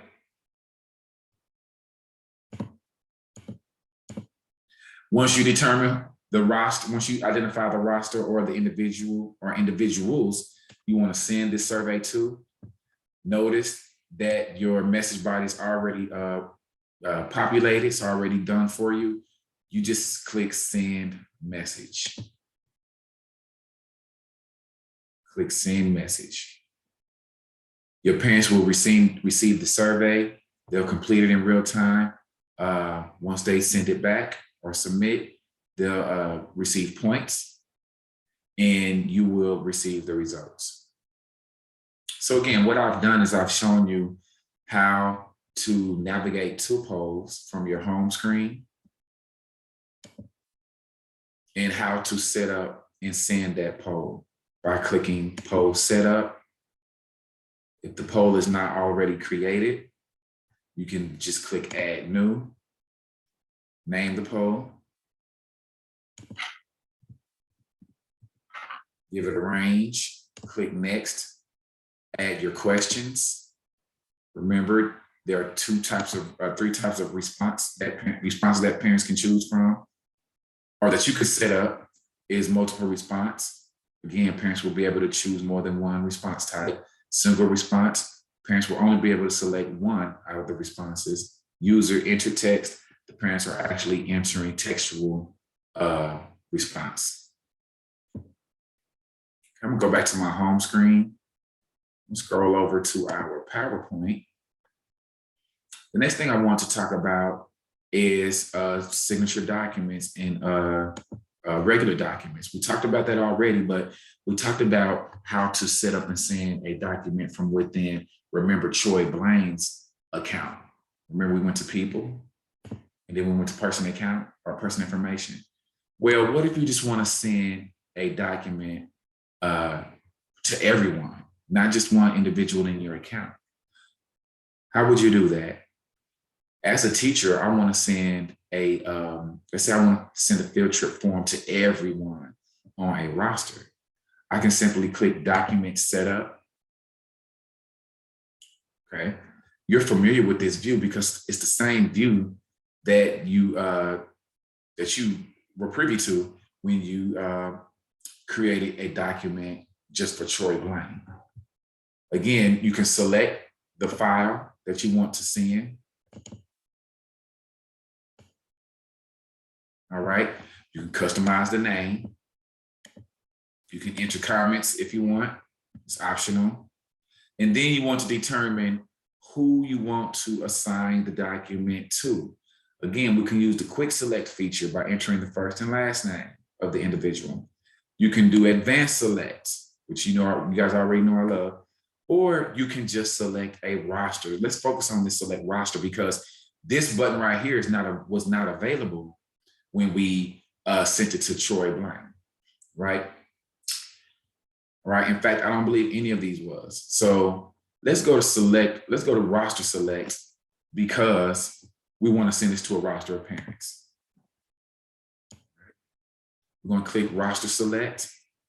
And here we have all of our rosters. I'm going to go to Mr. Seals. Class roster A. Where I'm going to select that roster. And now my roster is populated with all the parents in my classroom. If I want to tell that parent, hey, look, this document is specifically for Jane Doe daughter, your daughter, or Fred Holmes, this document is for the family member, Alex Isley. You can go ahead and do that. You don't have to, it's optional, right? Once I have identified the roster that I want to assign this document to, I can then click Assign Documentation, and PimsPoints will then begin sending this document out to everyone that was that I had selected. Now that was a flyer, but what if you needed to send a signature document, all right? In other words, a document that needs a signature embedded on it. Well, we again simply click with signature document.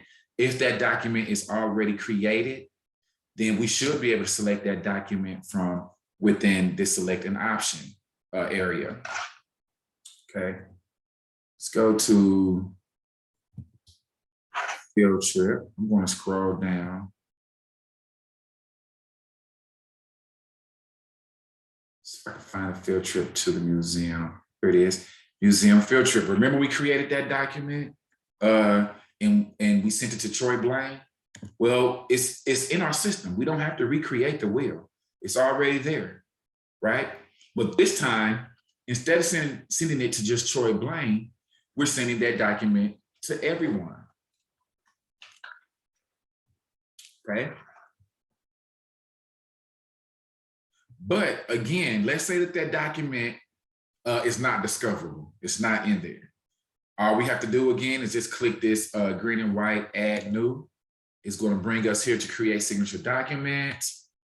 We're going to then name it.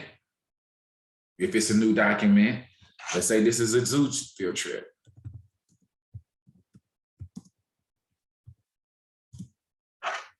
All right.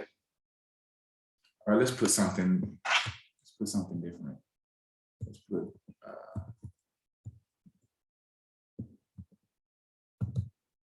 baseball field trip. All right. You can put your description.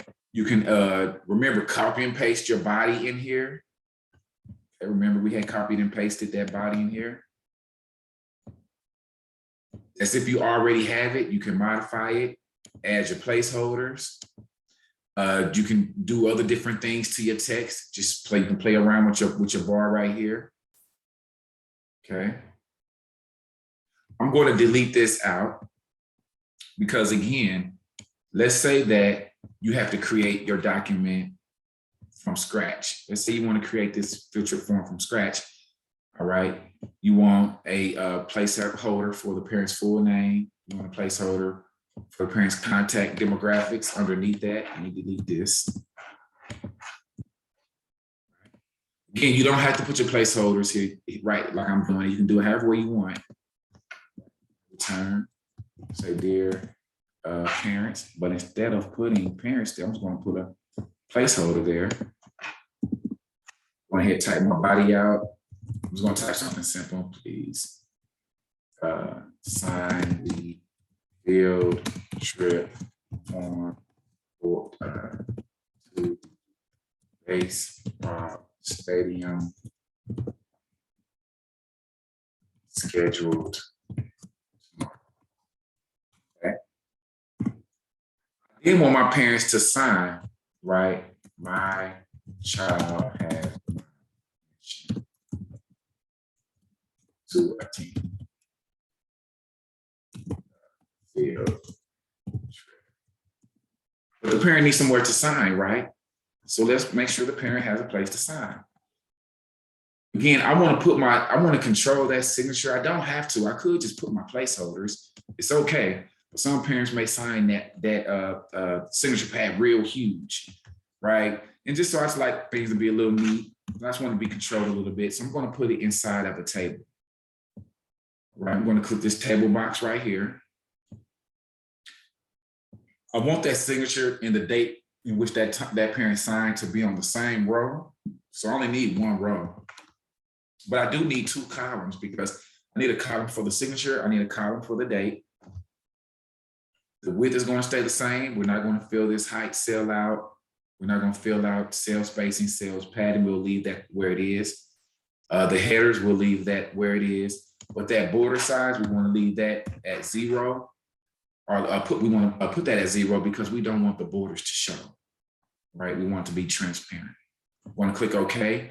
Now I have my column for my signature. I want to put a signature image there because that's where the signature will appear electronically. And then I want to put a signature date placeholder there. And this is where the date will show electronically, all right, automatically. Okay. I then want to save the document. It's right there ready for me to send out. Remember, it's also recorded in my list of documents that have already been created. So I can send this document anytime in the future. Now I need to determine who I want to assign the document to. Well, in your case, you're a teacher. I'm sure you want to assign this to a roster. If you're the grade chairperson and you're creating a field trip, you can go ahead and assign it to all the rosters in your grade level, you know. And so let's say that we're going to assign this to Mr. Seals roster A, all right? And let's say, again, I'm the grade chairperson. I also want to assign this to another roster as well.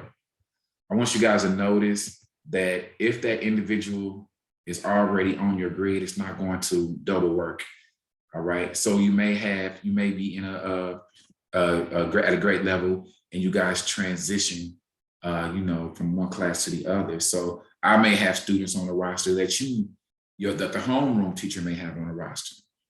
Well, if I'm the grade level chairperson and I'm adding rosters to this, to this document to be sent out, to people I want to send this document to on multiple rosters, then PimsPoints will recognize names and it will just not add those names. It won't double work. So I think that's a good thing for you guys, especially if you're a grade chairperson sending a document out to multiple rosters for your grade level.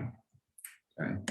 Once those individuals that we want this document to go to has been identified, we simply click assign documentation and those individuals will get the document sent to them.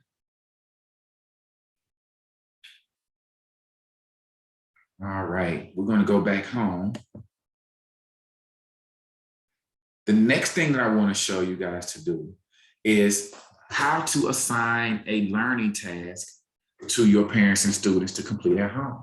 Again, this is one of my favorite features because I am a teacher, certified teacher. So I love the idea that I can assign a task to my parents to complete at home. And these tasks are engaging. They're not real difficult. We intended for the tasks to be for parents to be aware of what the parents are working on, to be able to know the language, what the standard description is, why. They can then take that information and they can then, for themselves, find more tasks that are related to the standards because they have that information right there at their fingertips. So how do you assign a learning task? we are on our home screen. We're going to click this green and white task button. A window with all of the learning tasks pop up. We can filter by grade level, by domain, standard number, or description. Now, let me talk about what subjects you can actually assign tasks for. You cannot assign a task for science and social studies. These tasks are only for math and reading language arts. They're from age 3, early childhood, to algebra 2, right? Or grade level 12, reading language arts.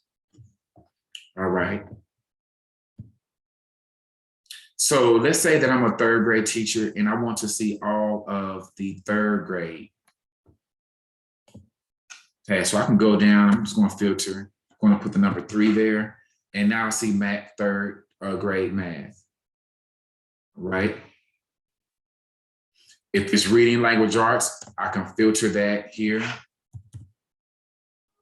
right? So whichever one is more relatable to what you teach. I'm a math teacher, so I want to assign my parents and students a math learning task. Let's say that we are on standard 3.0A.8.2, right? I can read the descriptions, the description detail, right? I can also click action right here. If I click action, I can view details of it, right? I can also go ahead and assign that particular task. If I click assign, now that task is ready for me to send out. Okay. I can then again tell PimsPoints, I want you to send it to my roster of parents. I'm gonna find my roster.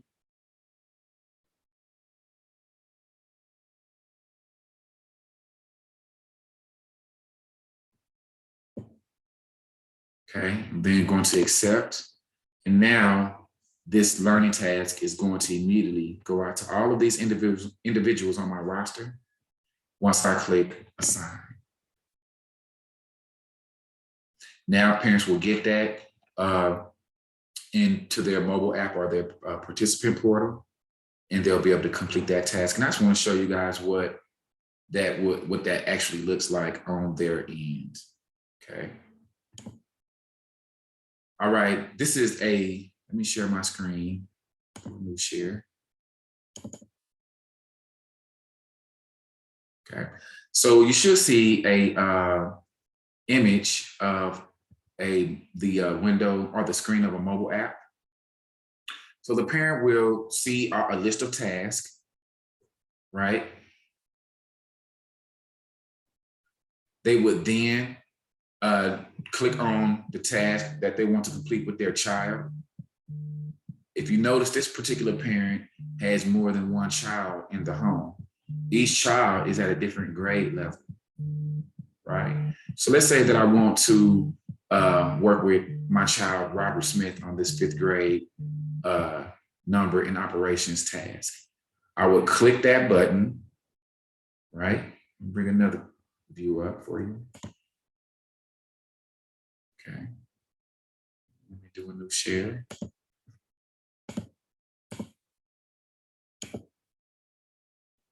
Okay.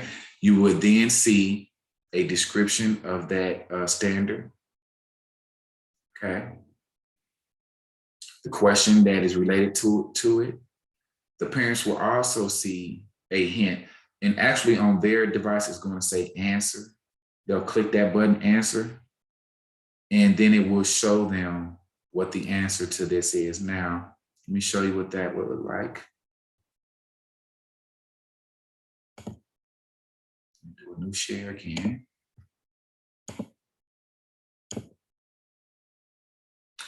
And then you will see the outcome of to this question or activity, right? the parent will then complete task. Now, I just want to take a pause for a minute here.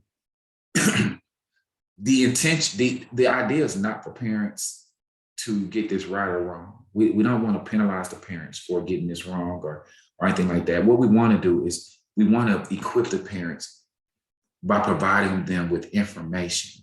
Again, the parent knows the standard number, they know the description, they have experienced a question that's related to this type of standard, right? They even have an idea of what the child should be able to do, the outcome of such a question, right? Again, with that information, the parents are now, they become empowered. Now they can look for more opportunities or activities out there simply by Googling the standard number or the standard description, right? Now, the parent do not get points just for clicking that answer button or the hint button, right? They'll have to click this button right here that says complete. Once they click that button that says complete, they will then get a evaluation or survey. And I'm going to show you that to complete, right? They'll answer the 4 questions, right? And then they will click submit.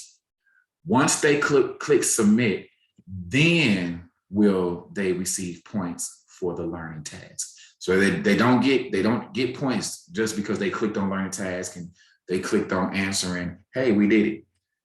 They actually get the points once they have told PimsPoints that, hey, look, this is our evaluation of this particular task. Here's our feedback. And then PimsPoints reward them points because we really don't have any ideas, any real idea or, for a fact that the parent actually did it. There's no camera in the house. But if they complete this survey or this evaluation, then at least we get some feedback in regards to that task, right? Close these out.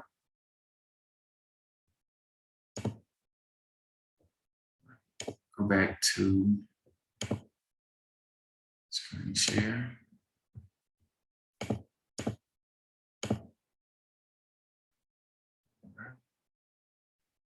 Resume sharing.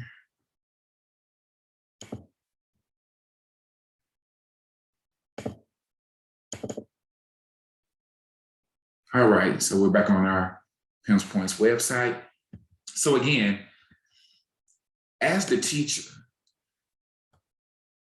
this task feature is primarily for you. We built this with you in mind in terms of being able to engage the parents at the classroom level.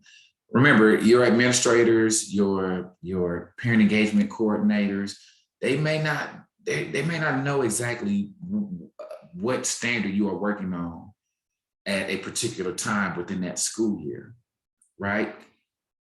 We want the task to go out at the same time that a particular standard is being worked on, right? So that the parents know, hey, this is what the children are working on. This is what my child needs to be able to master right now. So when that child goes back to that classroom, they're familiar, not only from, because you worked on the classroom, but because the parent has worked on that task in the at home, as well as hopefully provided additional opportunities for that child to work on the standard because they now are familiar with that standard number and that standard description.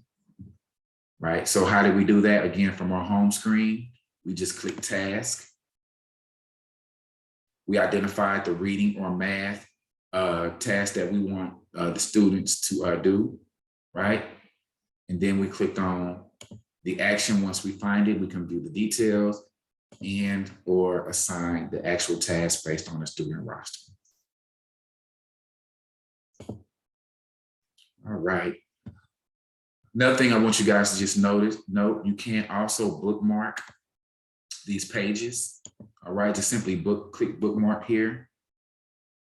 All right, we already have this page bookmarked, but so in the future, you don't have to worry about navigating with more than one click. Just go to bookmarks here and go look at the last word because that last word is just telling you, or that last word is the tab that is going to take you to. So if I want to go to task, I'm going to go down to task right here, and it's going to bring me to the task area.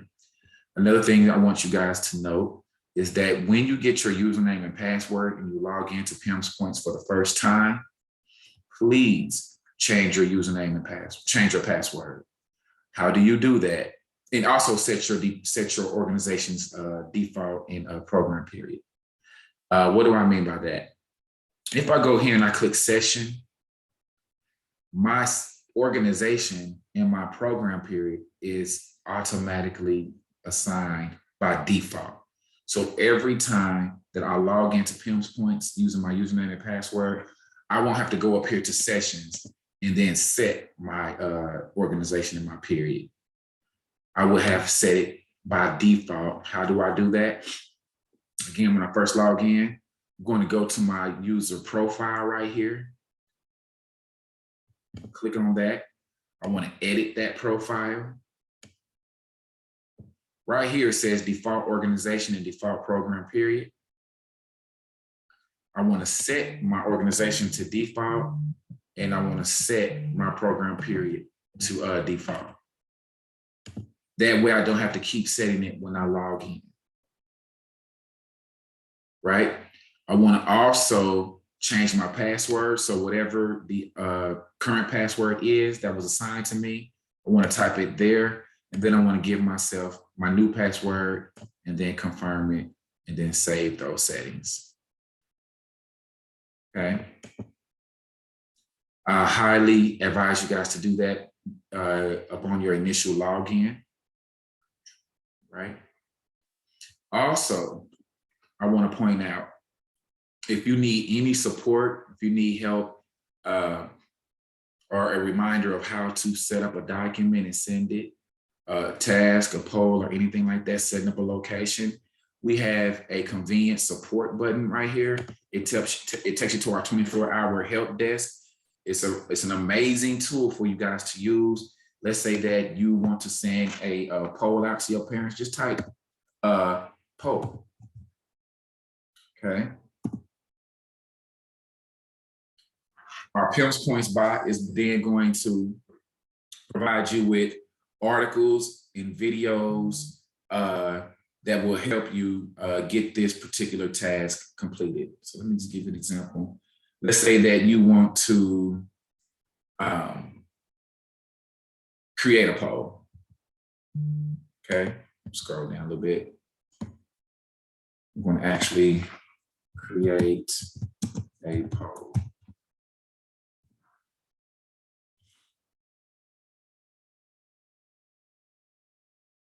Right, so set up or add a poll. I'm going to click that button there. And notice you get a video, right? And if I scroll down, we also give you annotated articles, right? We give you annotated articles that outlines exactly how to do it, okay?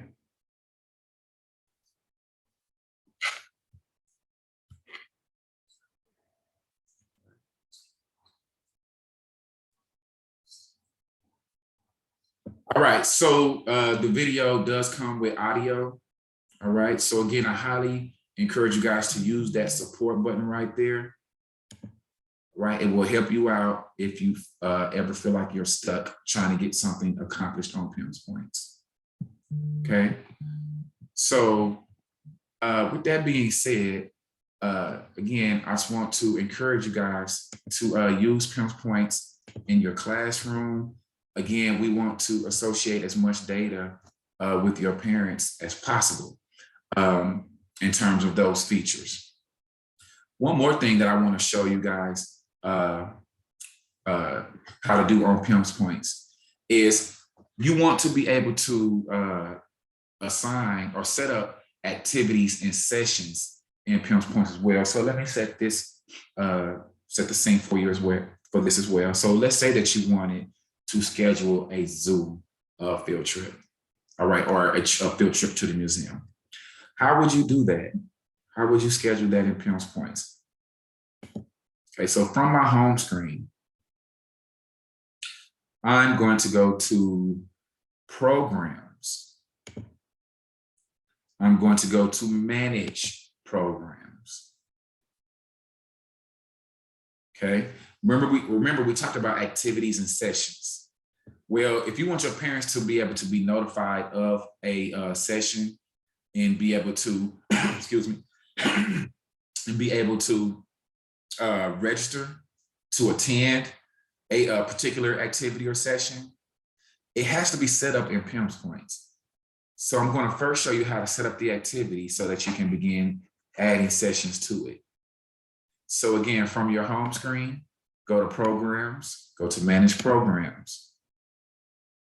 Click add activity. If that activity is not already there, remember your activities is like general, right? It's a general thing. Your sessions are specific days and times for that general activity. All right. So let's say that we want to add an activity. And we want this activity to be associated to a volunteering event. All right. Let's say that this volunteering event is called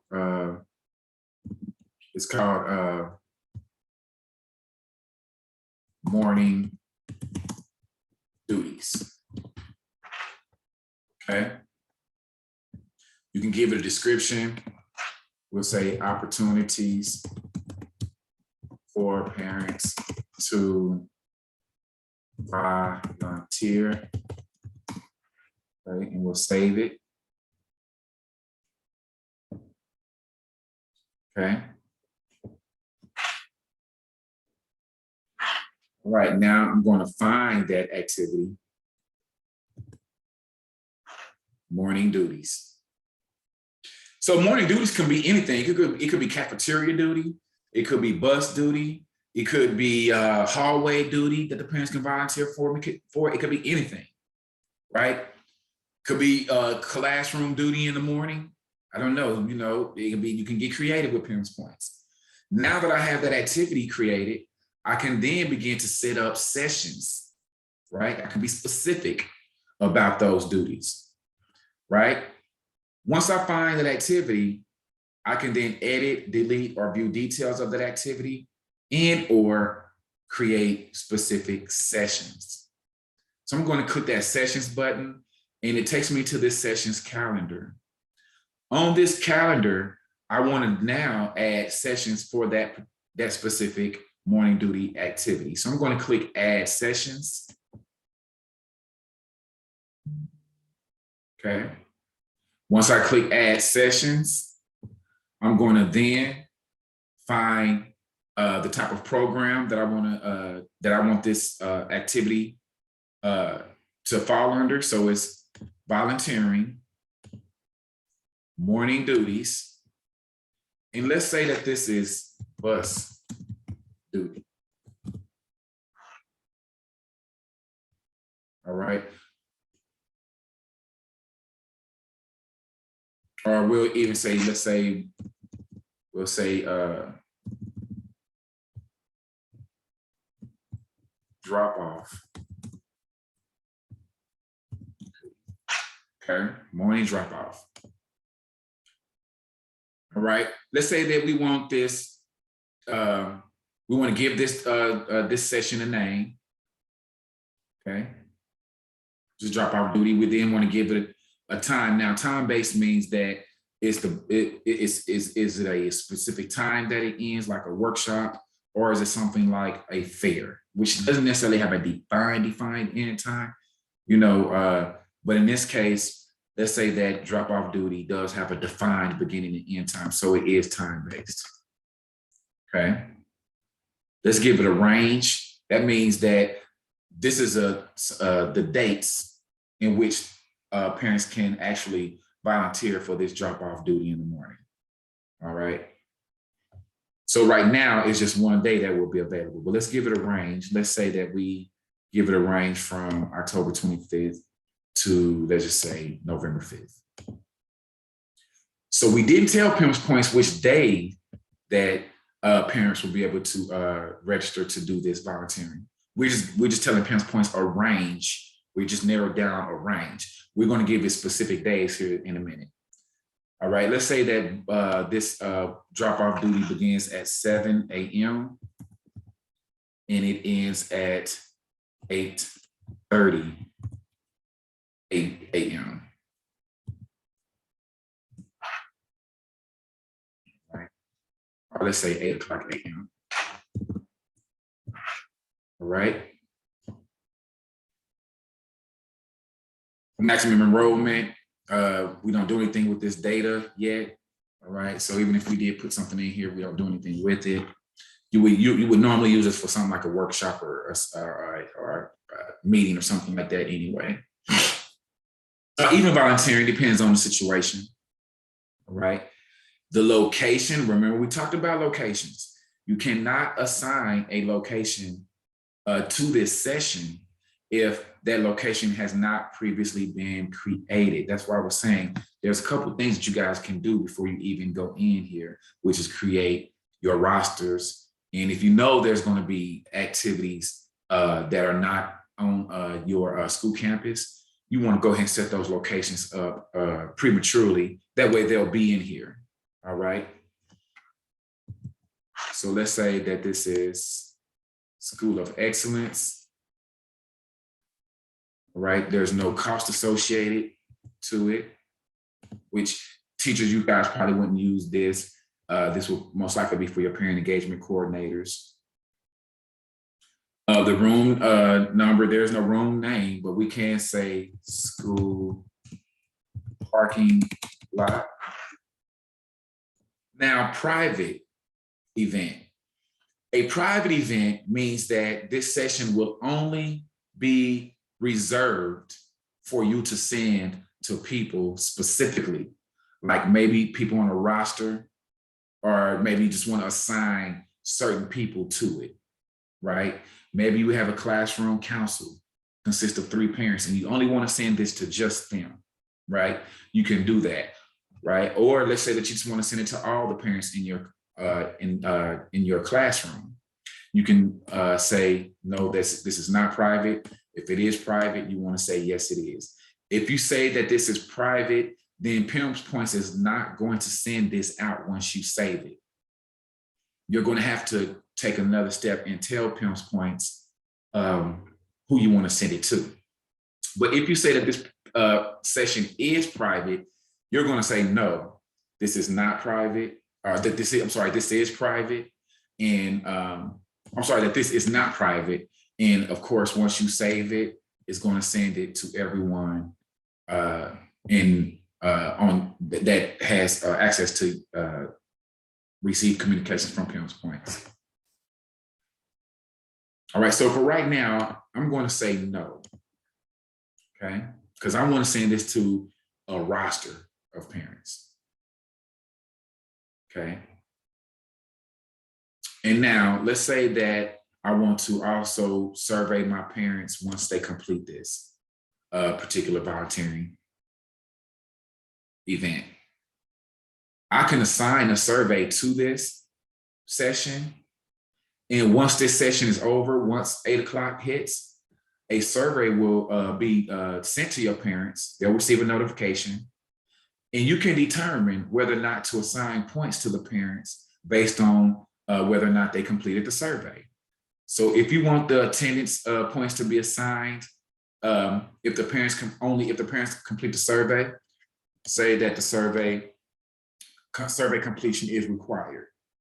If you still want the parents to receive the survey, but you don't want it required in order for them to receive points for attending this volunteering event, we would just want to select no. So we want the parents to receive points, and we just for attending, just for being engaged. And we also want them to receive the notification, but we don't want them to be penalized for not completing it. Okay, so I'll leave this at no. I then want to put a description. Hey, parents, and this part right here is very important because this is what sells this particular session.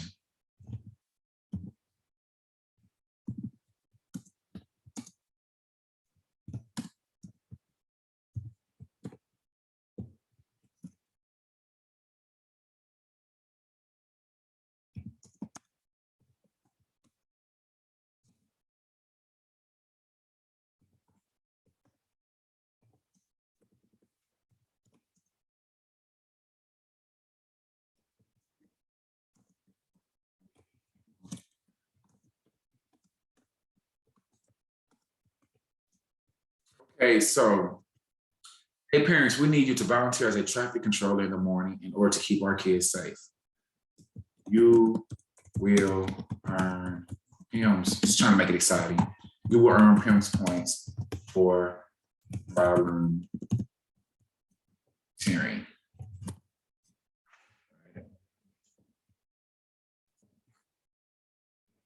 All right, here's my message. You can be way more creative than that. Okay, but parents will they will read this description in the mobile app or on that parent portal. You can assign a session leader. All right, funding source, teachers you will not have to worry about. It's connected to that. This is connected to the initial cost, which you wouldn't have to worry about that. Assign outcomes, you wouldn't have to worry about that. If you want to notify your administrator of this opportunity that you created, you can simply tell PimsPoints which administrator that you want to notify. Let's say that we want to notify this administrator here, right? They will receive an email with a detailed description of this session you just created. And so they're in the know, okay? Without you having to walk down to their office or send them a text message or anything like that. They already know what type of sessions you have created. Now I'm going to click Save Session. Notice that PimsPoints did not save the session. And the reason why is because, remember where we entered the start date and end date? We never did tell PimsPoints which specific dates that will be available for them to volunteer, right? So if I click Schedule Days Setup tab right here, I now have a table with all the days in that date range that we set up. Now I can put the days in which these parents can register to volunteer. So let's say we need volunteers on Monday, we need volunteers on Friday, or you can even use your filter up here. Let's say I can just type Monday right here. And I want all Mondays, and I want to add Mondays to this, right? Let's say I also want all Wednesdays, and I'm gonna add my Wednesdays to this. And let's say we need parents on duties on Fridays within that range. And so now Friday, so now parents will know which days are available to them to volunteer and which times, okay?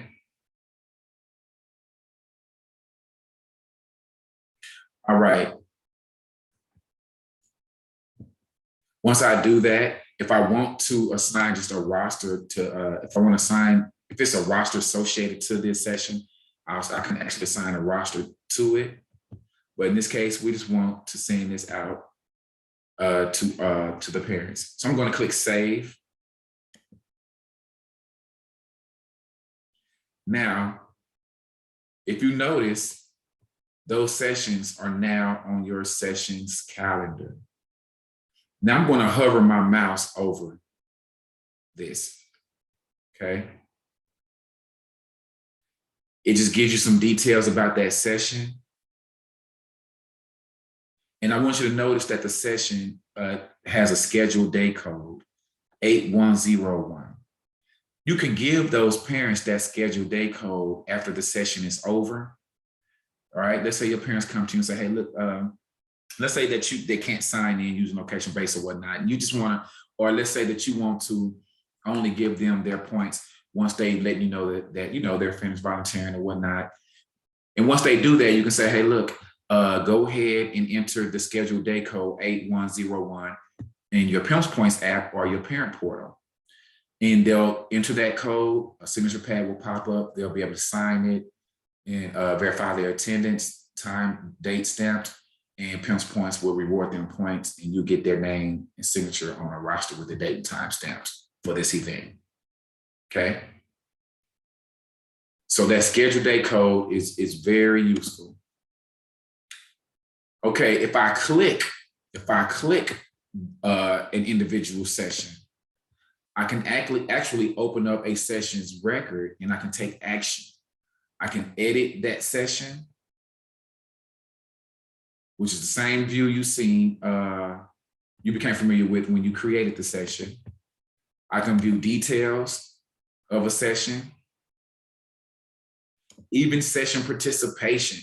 Right now, we have no participation So if I click session participation, you wouldn't see anything. Okay. I can also view rosters or assign a roster.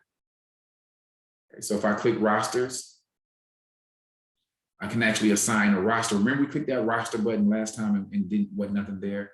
I can actually generate a roster for this session.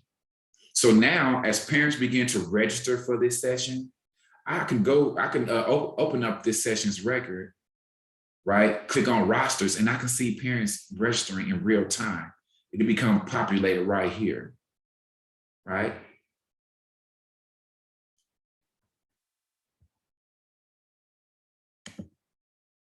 Now, if I want to send another message out about this manually, I can do that. And let me talk about this for a minute. If you set that session to private, if you set the session to private, very important. Once you save that session, the only way that parents will know about that session is if you open that session record up from the calendar, open that session up, and then go to message.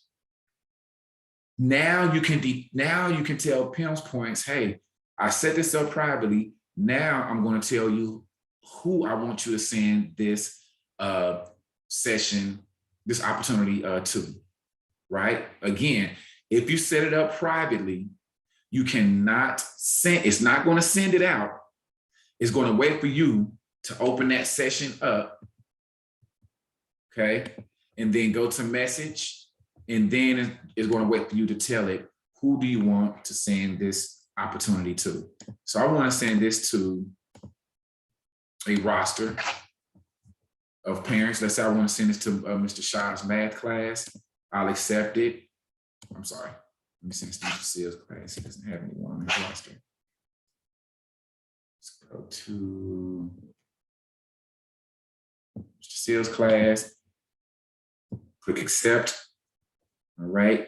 And now that session is only going to go out to individuals that I told PimsPoints to send it to based on the roster or based on who I select. Okay. Other than that, if you do not put it on private, it's going to send it out to everyone once you click save. However, even if you do not put it on private and you send it publicly, you can always go into that session's record and send it out again. Okay, I'm going to cancel that. Attendance. You can also view any attendance that has occurred, right? So if anyone signs in and they've recorded their attendance, if you click that attendance button, you'll see those individuals that attended right here. You can also add attendance as an administrator manually. So let's say that you have a parent who came to volunteer, right? You knew they were there, but they never did come to you to get the scheduled day code, right? Well, they contact you and say, hey, look, I forgot to get the scheduled day code. Can you add me to the attendance? Well, you can give them that scheduled day code, or you can just simply add them. And here's the scheduled day code here. Or you can simply add them manually. How would you do that? Again, select them. You can either grab them from a roster or you can do advanced select. In this case, you're talking about an individual person, so it'd probably be better to do quick select or advanced select. Find the individual, let's say it's Troy Blurring. He's saying, hey, look, I volunteered. Can you please add me to that roster so I can get credit for attending? He's going to click select. Okay. Now Troy is added to that volunteering roster for that day. The time in, time out is already populated. If you need to change that, you can manually. All right, he was present. Okay. Notice you have a trash can to delete this record out off this roster. You also have a blue and white button that says that shows attendance details. So right now we don't have any attendance record on Troy Blaine for this, but we want to make sure we do. So now we want to save that attendance record. Okay. Now, if I click that I, that little lowercase I button, we have an attendance record for Troy Blank. Okay. So now his attendance has been created and he has been given credit, but notice that there's a third box that popped up and it's white, right? So white button that inside of a blue box. Well, that button popped up because let's say that you want his signature on that roster as well. Okay. Well, then Troy Blaine will have to sign. Sorry, let me clear this. He would have to sign as evidence.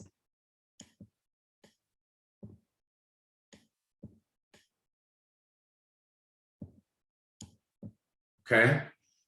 And this, so for example, he would have to be right there and he would have to sign the signature pad in order for this signature to appear on that pre-generated roster.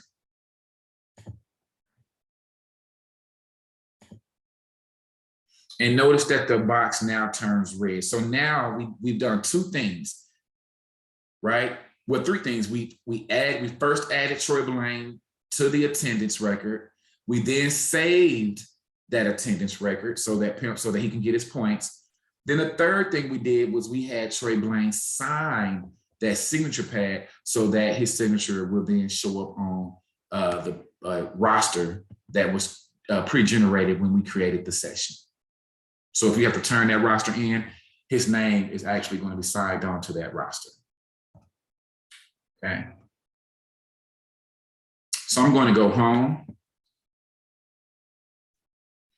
Right? I'm going to go back to the PowerPoint. And so I've shown you guys how to manage your activities, your sessions, and your attendance using PimsPoints.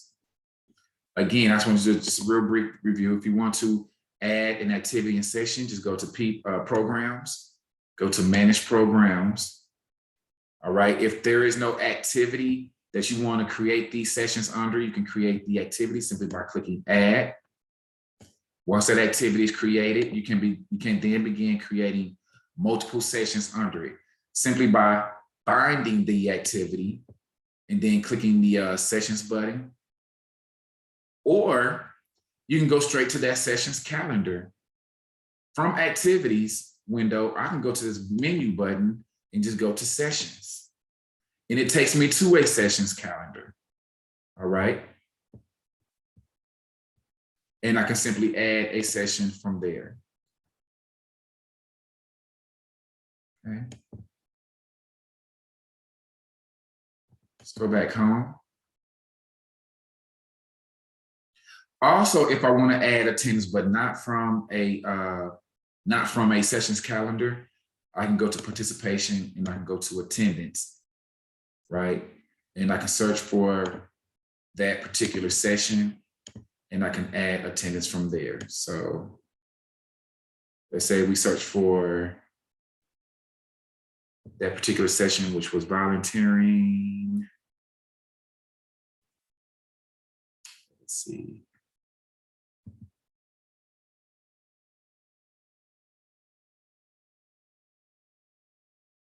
Let's find one. Let's do family health information on. Let's say that this was a workshop, or actually let's go to volunteering. Let's go to volunteering. Let's go to morning duties. The session was drop-off duty. I'm just going to click on any date. We know that Monday is a date that has occurred already, and we can add the attendance to that date. Okay, we already have Troy Blaine recorded. We can add any other person that we want as well, simply by using advanced select or roster select.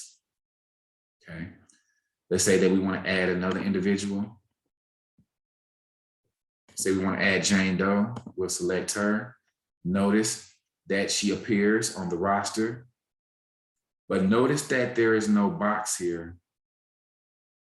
That's because we didn't save it. Let's save her attendance. Now we have a third box with the white notepad. She's going to have to sign now.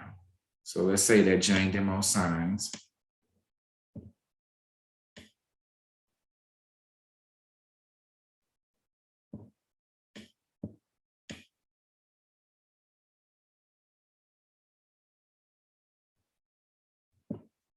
We submit for evidence, we close it, and then the box turns red, indicating that we also have her signature.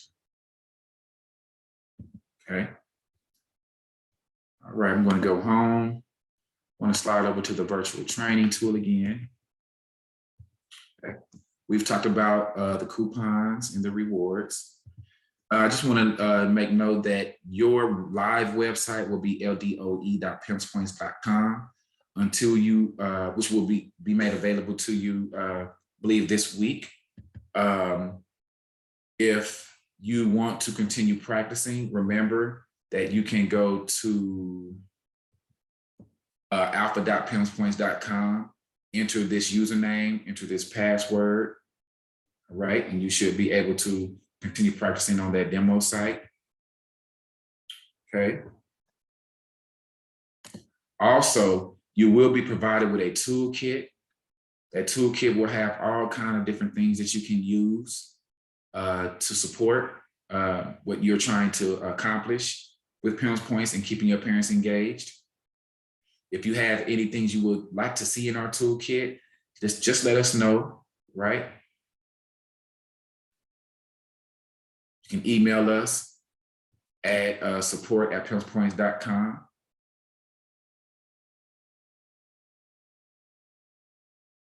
Okay.